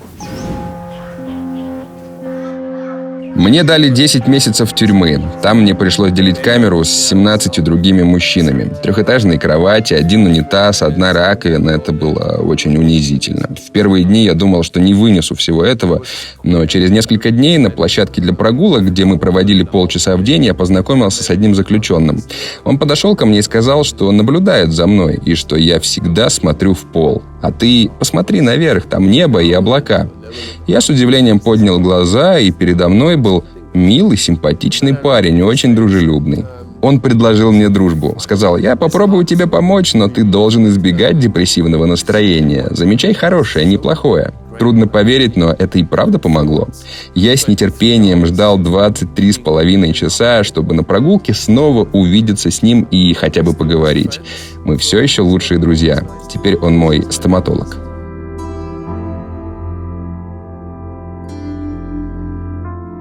Вы знали, кто сидит в этой камере? Здесь сидели разные люди. Какое-то время, 2 месяца, тут сидела очень милая девушка, с которой мы перестукивались. Ее поймали при попытке перебежать из Венгрии в Австрию. Мы подружились. А вы помните вот эту систему перестука? Что это буквы, это азбука Морзе, что это было? Да, что-то типа Морзе. А, Б, С, Д, Е, Ф, Г. По-русски тоже. А, Б, В, Г, Д, Е, Ё. Ша, ша, ша, вау. Вы по-русски тоже по-русски стучали? тоже. Зачем? А, Б, В, Г, Д, З, буштам. Да, мы знали ваш русский алфавит. И на английском тоже. ABC. Посмотрите на мою руку, какая она у меня твердая. Ага. Мне, конечно же, хотелось увидеть ту девушку, соседку, но это было невозможно. Иногда, когда меня выводили на прогулку, я немножечко заступал за запретные линии, то есть нарушал слегка правила в надежде на то, что смогу ее разглядеть. За это можно было получить карцер. Один раз за подобную выходку я провел в карцере 5 дней. Но это того стоило. Я мельком увидел ее профиль, и даже от этого можно было сойти с ума. Ну вот он, штрафной изолятор времен Штази. Метр на метр 1,5. Человека здесь закрывали на 24 часа в темноте, без еды, воды. Можно сидеть на бетонном полу, можно стоять. Вот и все развлечения. Попасть сюда можно было за то, что ты перестукивался с соседом или ругался на надзирателя. Но вот сейчас, во времена музея, здесь гардеробная или бытовка уборщиц. Можно прийти, переодеться и пойти работать. Слава богу. Я получил 15 лет. В приговоре значилось, что я торговал людьми. Со стороны ГДР это было, конечно, полным нахальством, потому что это они нас продавали западным властям просто за сумасшедшие деньги. У Восточной Германии постоянно заканчивались деньги. Вообще, главная идея Восточного блока была в том, что им не нужны международные отношения. Они и без них могут организовать абсолютно независимую от всего мира экономику. Такая вот нелепая теория. Но у Восточной Германии было два очень дорогих проекта. Один — это стена и граница, а второй — телевизионная башня в Восточном Берлине. До нелепости дорогая. И им нужны были деньги с Запада. Так вот, они придумали, как получить валюту. Одна из их идей была продавать политических заключенных ФРГ. В 1975 году, когда Хонекер подписал Хельсинское соглашение, там, кажется, в пункте 3 значилось, что гражданин ГДР мог сам определить для себя, по какую сторону стены он хочет жить. Люди, которые знали об этом, конечно же, собирали документы и пытались легально перебраться в ФРГ. Штази со своей стороны делали все, чтобы повесить на таких людей какое-нибудь дело, посадить их в тюрьму. Только в этом случае они могли заработать на этом человеке деньги. Они стали продавать политзаключенных в 1963-м и продолжили до самого конца. А Западная Германия, конечно, из гуманитарных соображений решила помогать людям выбраться из тюрьмы и покинуть страну. Считается, что с 1961 по 1989 в Восточной Германии было 200 тысяч политзаключенных, из которых они продали 35 тысяч. Это всего 20% примерно, не так уж много. Уже под конец существования ГДР они брали за человека приблизительно 100 тысяч дойчмарок. Это где-то 50 тысяч долларов. А если ты ученый или академик, и того больше. За все время правительство ФРГ потратило на политзаключенных 3,5 миллиарда дойчмарок. Когда меня посадили, мама отправила телеграмму бабушке с дедушкой на Запад, и они связались с адвокатом из Бонна, тогдашней столицы Западной Германии, и меня внесли в список на покупку. Если бы у меня не было родственников в Западной Германии, то никто ничего не смог бы сделать, ничем помочь. И вот однажды в тюрьме меня заставили заполнить анкету, выбрать, хочу ли я заново влиться в восточное общество или отказаться от своего гражданства. И я сказал, я отказываюсь от гражданства. Я подписал, и через пару дней в тюрьму приехал автобус. Это было потрясающе. Пересечь эту границу и действительно переехать в Западную Германию. Потрясающе. Иногда есть ситуации, которые невозможно описать словами. Такое сильное чувство, ни в одном языке не хватит слов. Это был великолепный, памятный, потрясающий момент, который я никогда не забуду. Как вам кажется на сегодняшний момент, почему стена пала? Я думаю, что это была ошибка правящей партии ГДР. Они были настолько старые, настолько оторваны от реальности, что не понимали, как на самом деле идут дела у народа. Когда мы видели, как наши старые политики выступают с трибуны, была такая в народе хохма, что за их спиной стоит какая-то опора, штанга для их поддержки от падения. А были какие-то конкретные примеры, например, у Хонекера брали интервью, или он приезжал куда-то посмотреть, как построили новую школу, и из того, что он говорил, вот конкретная ситуация, вы понимали, что они совершенно не представляют, в каких условиях живет их народ? Люди действительно жили другой жизнью, а чиновники беспокоились только об одном, чтобы их начальник видел только хорошее. Что-то вроде потемкинской деревни. Например, когда был какой-нибудь официальный визит правительственной делегации, улицы буквально за ночь приводились в порядок. Выравнивался асфальт, а дома на скорую руку красили. И вот приезжает начальник и видит все красиво, прекрасно, чего еще хотят эти люди. А на самом деле было покрашено всего 5 домов на улице, а за ними, естественно, все в полной разрухе.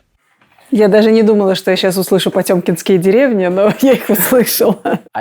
Да, наши начальники жили как в сказке. Одна маленькая деталь. Сегодня в Германии такое возможно? Потемкинские деревни для приезда начальства? В современной Германии, конечно, потемкинские деревни невозможно повстречать, потому что люди сразу же обращают на это внимание. Они быстро замечают, если на улице что-то не в порядке, что-то сломалось, требует какого-то ремонта, и относительно быстро начинаются работы. И без разницы, принадлежит это какой-то коммунальной структуре или лежит на плечах федерального управления. Сегодня очень жесткие требования к исполнению работ. Жесткий контроль расхода денег, что и куда потрачено. Der Klang des gemeinsamen Singens in den Kirchen.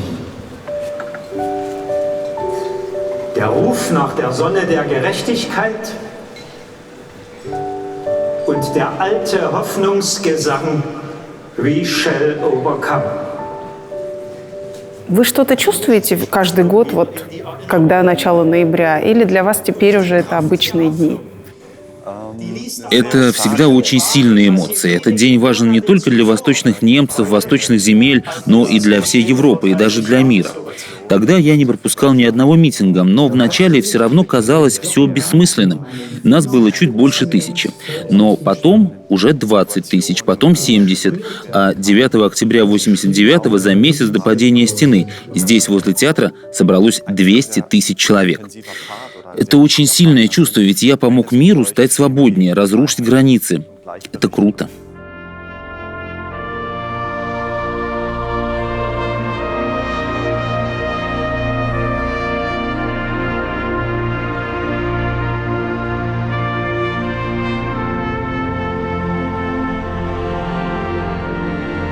Мы тогда все были со свечами. Мы не митинговали, а молились о свободе. И вот так держали друг друга за руки и просто шли.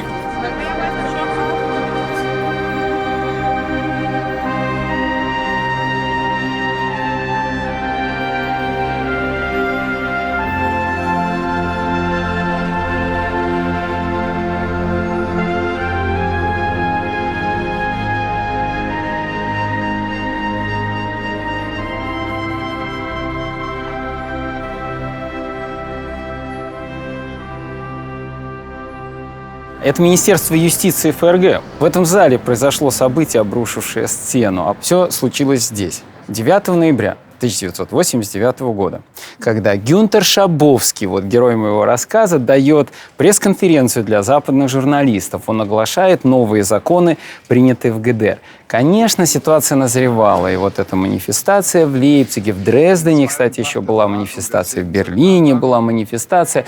Конечно, уже общество будоражится, всех будоражит фраза Горбачева, что тот, кто не понимает необходимость реформ, станет их же жертвой и так далее.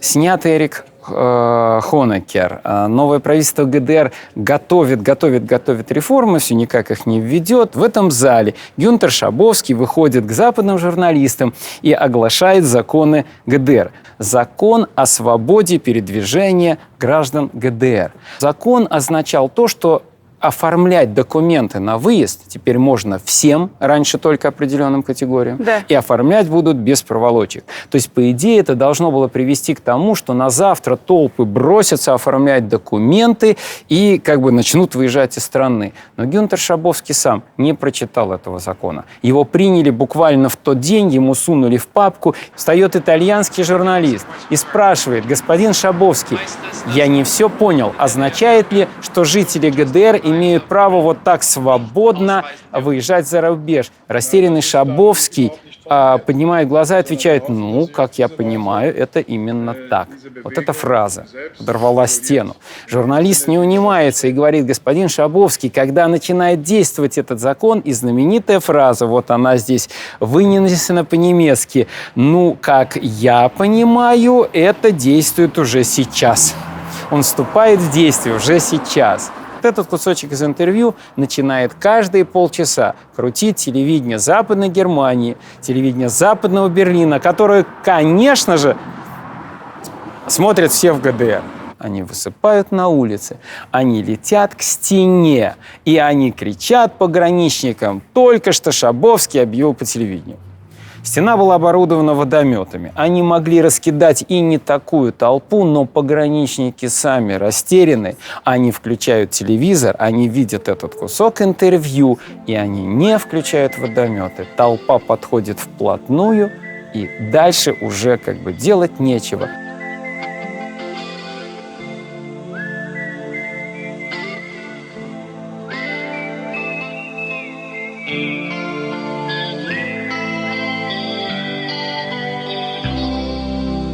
Follow the Moskva down to Gonky Park, listening to the wind of change. Да, очень многие думают, что это песня о падении Берлинской стены, но на самом деле, как ни странно, это песня о Москве. Я писал именно про те эмоции, которые я ощутил в России в августе 89-го, когда нам позволили дать там концерт.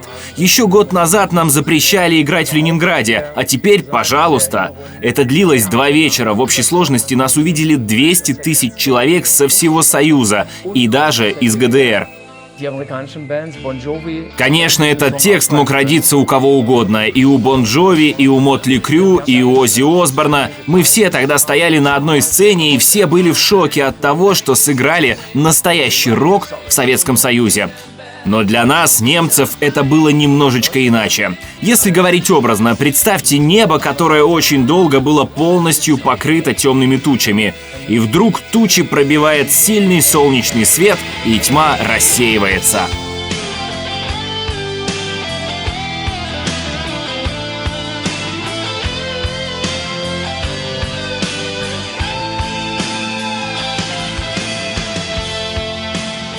Для меня это был необыкновенный момент. Эйфория. Я не мог поверить, что все в один момент открылось, и теперь я мог путешествовать, выступать за рубежом. Для меня вдруг открылся целый мир возможностей.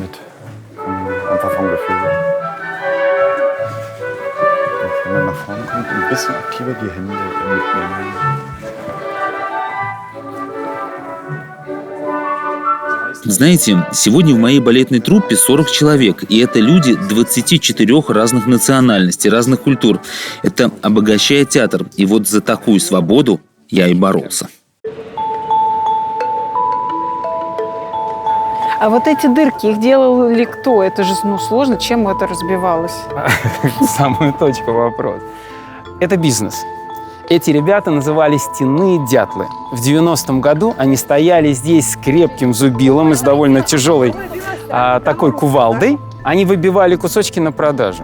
Вот эти кусочки они тут же продавали. 2 западных марки стоил маленький кусочек, а такой более-менее приличный 5 западных марок. Это были серьезные деньги в тот момент. Это больше, чем сегодняшние 5 евро. Намного больше. Та сувенирная продукция, которую сегодня продают, кусочек Берлинской стены. С сертификатом, обратите внимание. Ну, вы знаете, я не могу так голословно обвинять, что они-то заверяют, что это все точно настоящий кусок стены, что как бы есть какой-то мифический склад, куда вывезли все эти плиты, и они откалывают по чуть-чуть. Но один из журналистов немецких взял и посчитал, что если сложить вот эти все кусочки, то можно построить уже 10 или 20 стен вокруг не только Берлина, а чуть ли не вокруг земного шара. В 90-м году я хотел посмотреть стену. Я хотел посмотреть, как ее ломают, как это все происходит. Я приехал как победитель. Да, стена повалена, мы, демократические силы, победили, все круто, у меня еще такой кураж. С западной стороны вдоль всей стены стояли торговцы, они продавали кусочки стены. Уже продавали? Маленький. Тут же, да. Они продавали шапки, какие-то значки. Уже все это быстро развернулось. В голове калькулятор в рубли, безумные деньги. Я сказал: спасибо, ребята, вернулся туда, выбрал кусочек такой, средненький, чтобы в карман влезал, и взял его с собой. Вот сегодня у нас 2019 год, вот он лежит перед нами. То есть это вот тот самый кусок 90-го года.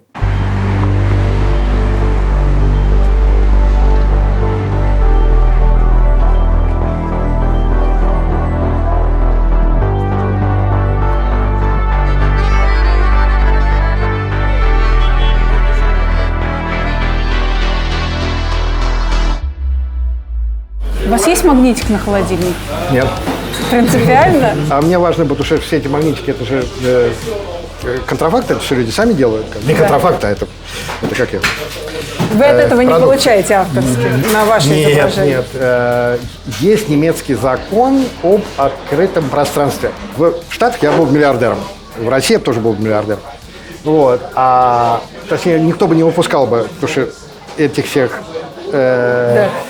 вещей, магнитиков, потому что надо было мне деньги отдавать. Вот. А здесь закон был принят, который говорит, все, что на открытом пространстве, может использовать каждый. И в 2017 году это было еще одним судом подтверждено. Вот. Поэтому я отношусь к этому, что это офигенная бесплатная реклама. Просто. Ни у кого. Только у мертвецов, типа там у Леонардо да Винчи, у Пикассо, вот у Сальвадора Дали, у Энди Уорхола, вот это есть. Потому что они давно умерли, их там тиражи. Да. А у живущих такого нет. Когда вас позвали вот как художника взять и впервые нарисовать что-то на восточной части стены, это была какая-то авантюра? Или это было такое? То есть вы понимали, что это очень символично? Начиная с Сотби 88 года, да, когда впервые работы андеграундных художников получили цену, да, то есть работы Гриши Брускина проданы там за 450 тысяч фунтов. Вау, вообще, что это такое? Мы из голодранцев моментально превратились на тот момент чуть ли не самых богатых людей как бы в России. И это очень сильно повлияло на одну вещь. Да. До этого там, у меня покупателями и любителями моего искусства были мои друзья. Ну, друзья могли купить за 25 рублей советских что-то, может быть, за 100. А приезжали иностранцы и давали $100, $1000. А это были какие-то, ну, опять-таки, это были какие-то чудовищные деньги. И поэтому, когда мне позвонили и сказали, что к тебе придет галерист, как мне сказали, из Берлина, я его очень ждал. Ну, как, значит, вот. Да. И когда я услышал русскую речь, блин, не заплатят. Блин, да. Вот, но потом выяснилось, что это Александр Бородовский, бывший гид-переводчик из Берлина, восточного, вот, который решил заняться современным искусством. Первое, что вот когда он передо мной открыл дверь, он сказал: «Дима, есть стена». Это вот буквально вот так вот выглядит.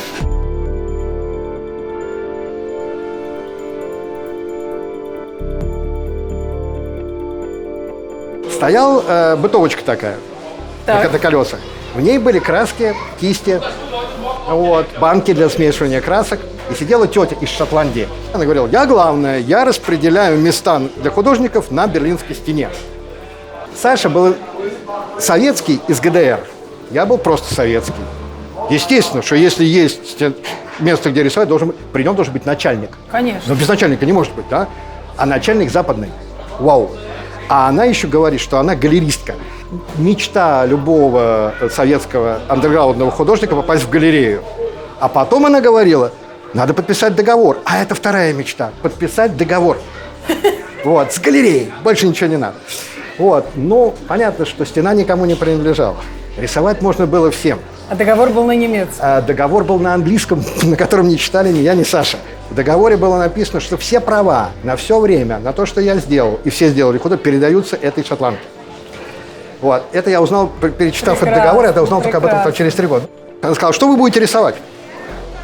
Я же должна знать, потому что я же начальник. Да. Начальник. Потом, слава богу, выяснилось, что она в какое-то время работала на штазе.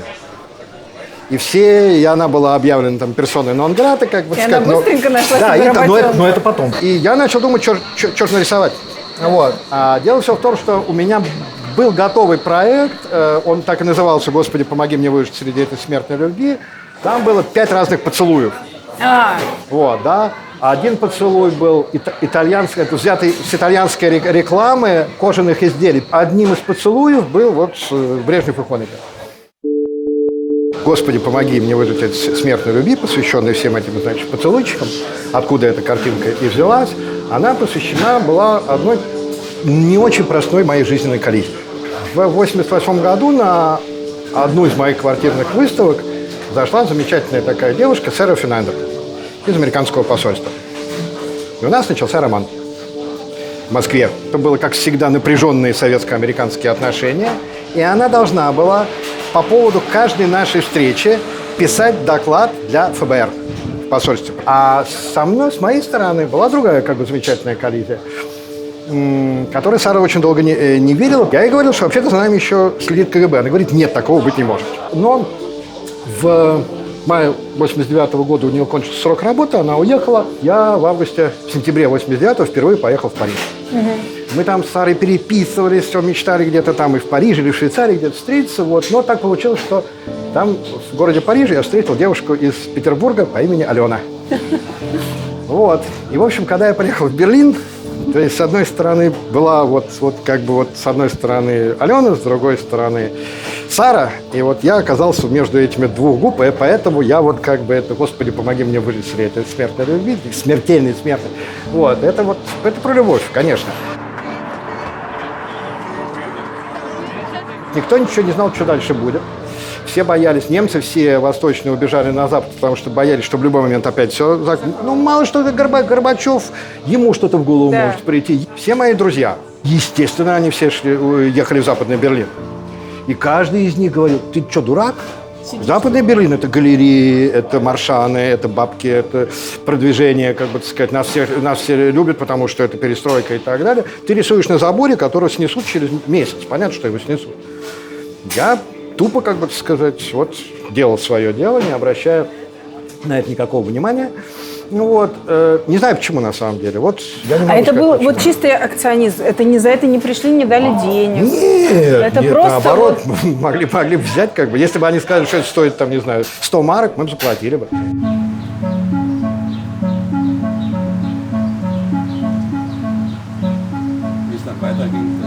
Осенью 90-го года мы все ушли в увольнение. И именно с того момента начались аресты и расследования нашей деятельности при ГДР. Очень многие люди получали реальные сроки и попадали в тюрьму. Там были настоящие убийцы, ну, то есть солдаты, которые убивали людей на границе. И меня тоже начали допрашивать. Я там сидел и не мог понять, какие ко мне-то могут быть претензии. Мне предъявили обвинение в непреднамеренном убийстве 4 человек. Только потому, что я якобы подписывал приказ о разрешении стрелять в людей при побеге. Но на самом деле это был приказ просто для солдат о том, что они не должны допускать сам побег. В общем, я получил срок 3 года и 3 месяца. Я отбывал свой срок в берлинской тюрьме вместе с высокопоставленными чиновниками ГДР. Ну, например, с министром обороны Кесслером.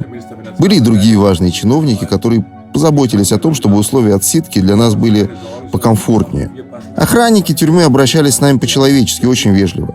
Они прямо так и сказали: не переживайте, мы будем за вами присматривать, вам ничего не угрожает. Я не могу сказать, что отсидка в этой тюрьме была для меня каким-то ужасным времяпрепровождением. Было даже весело. Но самое неприятное, что я позже получил письмо от Следственного комитета, где было сказано, что я должен оплатить издержки судебного процесса – 30 тысяч евро. И знаете, только в мае этого года я заплатил последние 150 евро по моему делу. Где мы находимся? Что это за помещение? Мы находимся в офисе общества для поддержки гуманного и материального поддержка жертв захвата, так можно сказать. То есть бывшие военные, офицеры Штази, кто еще? Кого бывшие военные, полицейские, юристы, но вот, бывшие члены или сотрудники Министерства госбезопасности, они в большинстве в обществе ИЗОР. И каким образом вы поддерживаете всех этих людей? Вы говорили сегодня с полковником Лео. Да. Он вынужден был платить после судебного процесса, я не знаю, сколько десятков тысяч марок, и ему поддерживают иногда в финансовом отношении. И другие, которые получили такие наказания, получают финансовую поддержку. От вашей организации? От этой организации. Откуда у вас деньги? Это членский взнос. Но если я член этой организации, у меня есть в месяце 3 евро, которые я должен, в год 36. Из этого создается фонд этой организации. А что это такое? Вот здесь, в первой части, здесь находятся вот это документы о судебных процессах против пограничников. Возьмем любое, здесь написано процесс облаги, документы процесса и номер 290. Вот. И если мы это смотрим, тогда это решение суда, Landgericht, против доктора Сага, ему скажет, он искажал право. Нарушал закон, получается? Да, так ему сказали. Вот. Следующий, это какой-то доктор Байер и рентner Гирке. Он помог ему. Ну вот и таким образом это все эти... Это копии просто судебных дел? Копии судебных дел. А зачем вы это храните? Зачем? Чтобы посмотреть, потому что в архивах я сомневаюсь, что все хранят. Что это для потомков? Вот именно. Мне вот очень нравится эта черта немцев признавать свои ошибки и делать это очень наглядно и открыто. Сейчас же оцифровывают архивы Штази, а мы, например, до сих пор не можем прочесть архивы НКВД. Да? Они засекречены, за 7 печатями нельзя. А здесь любой гражданин может прийти и запросить свое дело и посмотреть, что у Штази было на него. Многие идут, запрашивают и хотят узнать, а не был ли кто-нибудь из их родственников агентом Штази, и, может быть, он стучал непосредственно на него. И вот это все, конечно, круто. Но там же выясняется совершенно удивительная информация. Например, что твой брат стучал на тебя или там твой муж. И я вот, честно говоря, не готова узнать такую информацию. Я пытался оставить свое прошлое за железным занавесом. Я не хотел ездить в Восточную Германию и вообще-то не очень хотел объединения. То есть я, конечно, желал свободы каждому человеку на свете, но делить одну страну с теми, кто меня пытал и плохо со мной обращался, это было невообразимо. Вот Штази, да, люди, которые сделали карьеру на том, что шпионили за другими, но это же мерзко, я их презираю и не хочу общаться с такими людьми. А в 2012 году я выяснил, что мой собственный брат был шпионом Штази. Сначала это был настоящий шок, потому что это что-то вроде землетрясения, земля уходила из-под ног. Моего брата к этому времени уже не было в живых, поэтому дело из архивов Штази отдали мне. И мне пришлось как-то жить дальше с этой информацией. Ваш брат успел кому-то навредить? Вы как-то это прочитали где-то, может быть? Это очень трудный вопрос, но я на него отвечу. Из досье Штази я узнал, что он должен был стучать на меня, если я буду вести какую-то деятельность в Западной Германии против Восточной Германии. Но вот делал он это или нет, я не знаю. Может быть, это были его подчиненные, из бумаг непонятно. Но на следующей неделе я встречаюсь с одним американским режиссером. Он подал прошение о получении файлов на моего брата. Так что на следующей неделе, вероятно, я узнаю всю правду. И это может быть очень сложно. Так что я немножко нервничаю.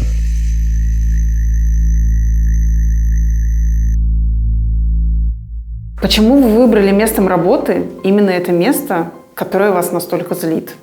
Я работаю здесь, потому что не хочу, чтобы посторонние люди искажали или, не дай бог, приукрашивали историю. Я сегодня частенько слышу о том, как замечательно было жить в ГДР, что наша экономика была первой в мире, у нас любили людей. Это все чушь. И меня это ужасно бесит. Знаете, как сложно после слияния, объединения Германии было выбить статус жертвы Штази и получить денежную компенсацию? Но вы же понимаете, они уничтожали тебя психологически, а это не восстановить.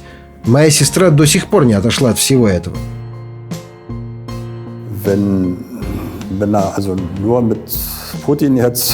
Вот сейчас президент Путин говорит о том, что он сожалеет, что вы утратили могущество Советского Союза. И операция с аннексией Крыма – это, конечно же, один из способов показать свою силу всему миру. А меня все это заставляет снова задуматься о том, что история повторяется. Вот почему вам мало рассказывают о преступлениях Сталина? Об этом нужно знать больше. У нас в стране 12 лет длились разбирательства по преступлениям нацистов. Почему до сих пор вам не рассказали обо всех преступлениях коммунистов? Есть же сейчас такой прям термин «остальгия». Слышали ли вы о нем? Что немцы начинают грустить по ГДР. Есть замечательная книжка, как раз называется «Ностальгия». Там все это описано, как люди вдруг начали тосковать по кофейному напитку, который в советские времена назывался там какой-то эрзац кофе или желудевый кофе. Ну, жуткая бурда какая-то. И в Германии тоже. И сейчас многие женщины, вот моих лет, они говорят, ну вот как же замечательно было пить вот этот вот натуральный продукт из свежих желудей вместо настоящего кофе. Или, например, в той же самой Германии вдруг, совершенно неожиданно, возникла целая кампания по защите так называемого светофорного человечка. Да. И это такой зелененький симпатичный персонаж в кепочке, который... Сейчас это символ. Людям захотелось видеть эту картинку, потому что это лучшие времена их жизни, это молодость и так далее.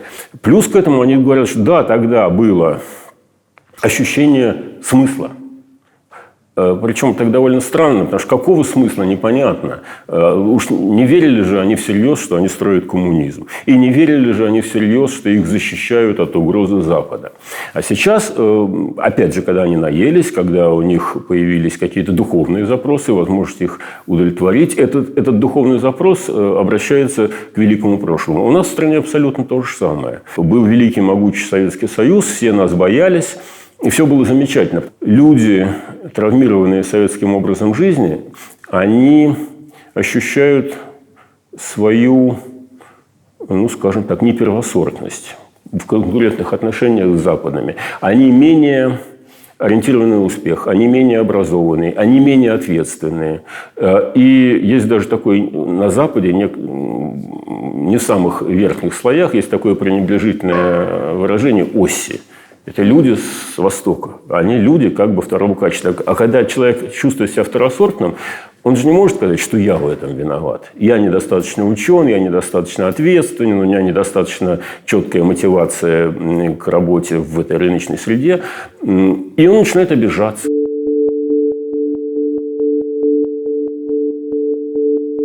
Приблизительно в течение года или двух на Востоке было довольно лихое время, как у вас в России в 90-е. И никто не знал, что будет дальше. Одни думали, может быть, слияние не случится, другие говорили, ГДР продолжит свое существование, но с другой идеологией.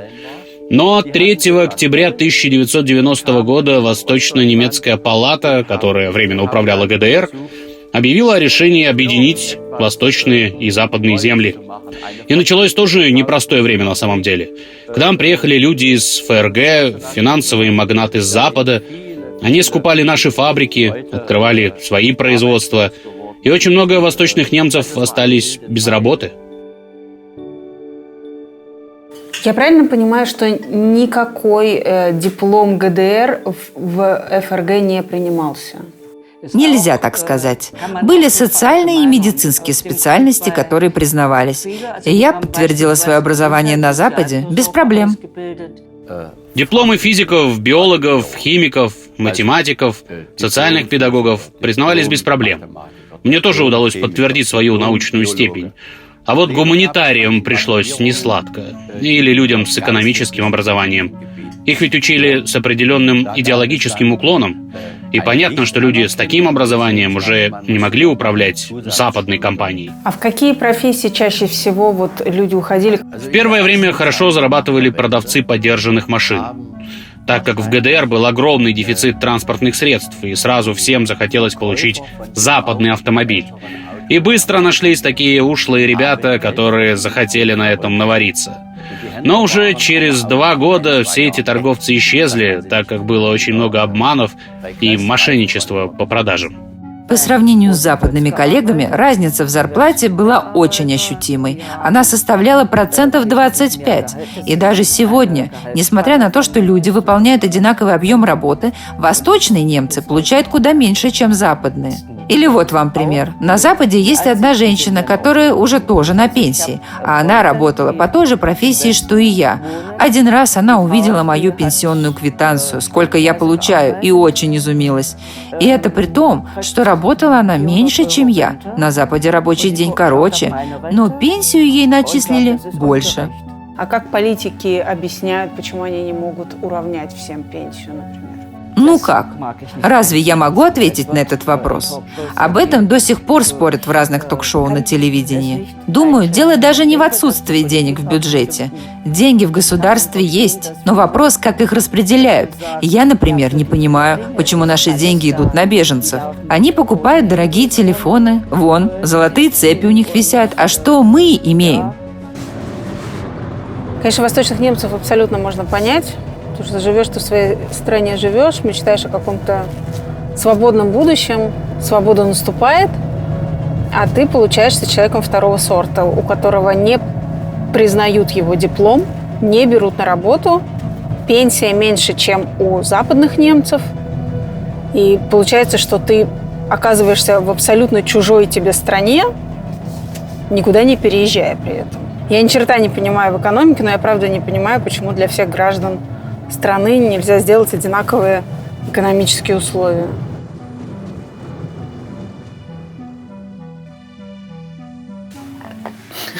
Почему это в вашем доме? Это у нас как памятный сувенир после путешествия в Москву. Эту матрешку я купил на Красной площади. И, как видите, все ваши политические шишки, начиная от советского периода до ваших дней, все в одной матрешке. А в конце ваш самый великий – Ленин. Почему сначала Медведев, потом Путин, потом Горбачев? Это во времена президента Медведева, до этого был Путин, до этого Горбачев? А что, до этого Ленин? Ленин. Что, как это странно. Вот та же ностальгия, в чем она проявляется? Например, до 2014 года, до событий на востоке Украины, в Крыму, она проявлялась по одному. После 2014 года совсем в других вещах. До этого они боролись за светофоры, например. Они боролись за сохранение социальной сферы, например, в бассейнах. А после? Нет. А после она приобрела какие-то очень странные для меня проявления. Как всегда, конкретный пример. Мы ездим купаться в бассейны не в Берлине. Здесь очень много народу, шум, гам, прыгают. Мы ездим, пусть будет реклама, Темплин. Это вот реальная глушь ГДР. И когда я плаваю в бассейне, это уже случай не один, не два и даже не 10. После 2014 года на русскую речь вдруг ко мне подплывают и говорят по-немецки. Вы по-русски говорили? Да. Пожалуйста, передайте всем в России, что мы за Россию. Наша Меркель. Дальше идут очень нецензурные высказывания. Американцы сволочи. И нас передайте, чтобы нас ни в коем случае не поссорили наши дебильные политики. Вы думаете, такое можно услышать на западе Германии? Это ностальгия. Стена, на ваш взгляд, помогла решить проблему или просто оттянула срок на 20 лет? Нет, так поставить вопрос нельзя. Все надо поставить в контекст времени. Тогда это было вынуждено, нужно. Проблема решилась в итоге? Да. В какой-то мере да. Но с общим, сказал бы так, ослаблением, экономическим ослаблением социалистического лагеря, как мы тогда говорили, конечно, стало хуже. Просто была экономическая проблема, она и осталась. Из-за этого и стена упала. Вам не кажется, что проблема... Ничего не решили в итоге? В общем, если с сегодняшней точки зрения, тогда это не решило. Только ничего. Поломали судьбу людей, по-моему. Нет? Это слишком... Громко сказано? Поверхностно. Как вам кажется, Путину стоит сейчас построить стену вокруг государства? Путину? Угу. Нет. Зачем? Просто кругом враги. Да, но все равно эта стена и сегодня ничего не решает. Знаете ли вы примеры, что в мире где-то стена действительно помогла решить какую-то проблему? Я знаю 3 примера. Значит, китайская. В Израиле построили какую-то стену. И третий пример – это стена Трампа, который пытается защититься. Что характерно, ровно противоположная задача. Значит, наши строили стену, чтобы не выпустить людей, а Трамп строит стену, чтобы не впустить этих самых людей. Не знаю, получится или нет, мне кажется, что вода дырочку найдет. Я просто думаю, окей, Северная Корея у нас, по сути, да, отделена стеной. Что там у нас сложный въезд? Кувейт какой-нибудь? Иран, достаточно Иран.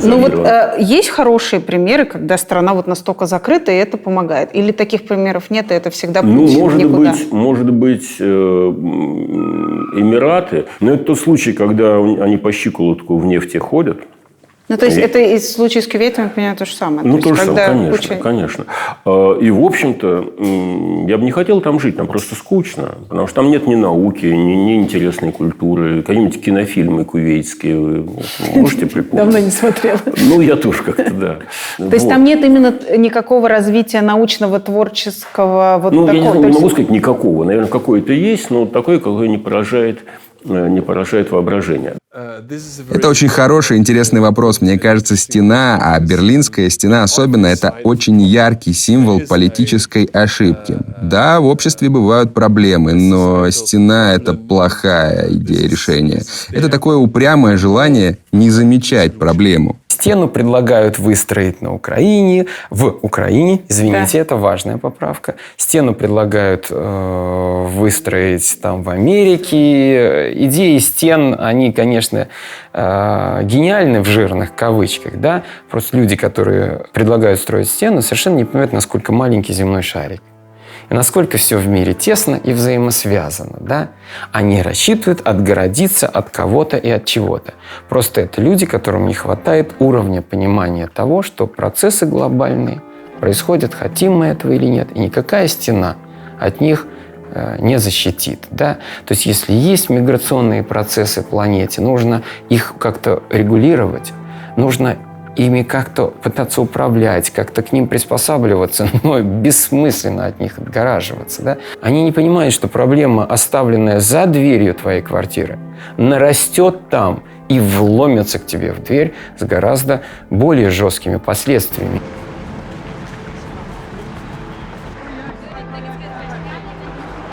На мой взгляд, очень похожее время. В том плане, что что-то опять весь мир заговорил про строительство каких-то стен. В Америке Путин такую, знаете, незримую стену от всего западного мира выстраивает и выстраивает своими танками по кругу. А похоже? Нет, потому что все, уже проехали. Не будет? Да, потому что, бесконтрольно развивающаяся технология. Бесконтрольно почему? Да? Что вот когда мы занимаемся VR, мы знаем, что, есть какие-то большие компании, которые это делают. Но кроме этого, существуют миллионы людей. Этому мальчику, который придумал какую-то такую офигенную фичу, ему 12 лет, и он живет там в деревушке под Преторией, где-нибудь в Южной Африке, как бы сказать. Да? И эта фича, она вообще двинула все на много-много времени вперед, как бы сказать. Все. Ты можешь это все танками, как бы сказать. Самое же важное – это общение. Да, и все. И то, что вы видите, то, что я делаю, я вижу то, что вы делаете. Все, это уже остановить невозможно.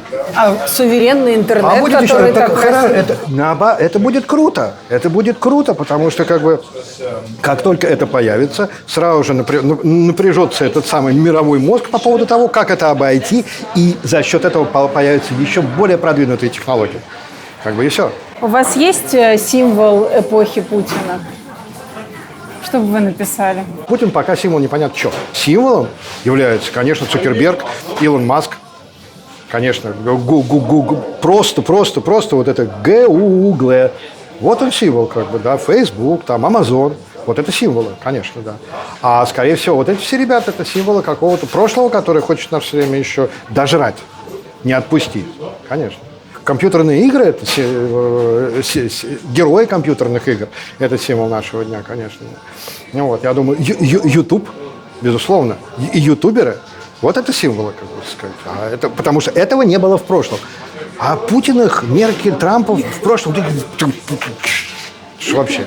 Все время же с кем все время сравнивают. С кем сравнивают YouTube? С чем сравнивают? Ни с чем, вот все. И Трамп, и Меркель, и Путин, и эти британские постоянно чередующиеся. А они постоянно говорят о каких-то там, опять-таки, офлайновых вещах.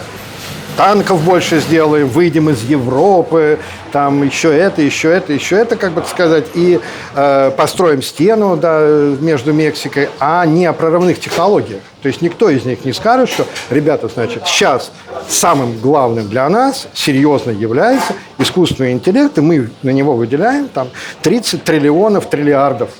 Хуилиардов, да? Это денег, как бы сказать, да, и вот давайте, будем соревноваться, будем друг у друга воровать, технологии там, именно по этому направлению. Нет, этого, как бы сказать, вот и все. Поэтому это символы, так же, как и это, символы прошлого. Да, может быть, поэтому это так до сих пор актуально. Да. И это, то есть, может быть, да, и Путин тоже будет одним из лиц этого прошлого, там, через, 50 лет, как бы сказать. Но ни в коем случае не будущего, а главное, что не настоящего.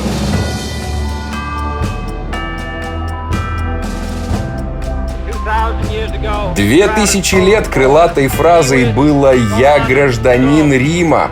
Сегодня в свободном мире это должно звучать так: «Я берлинец».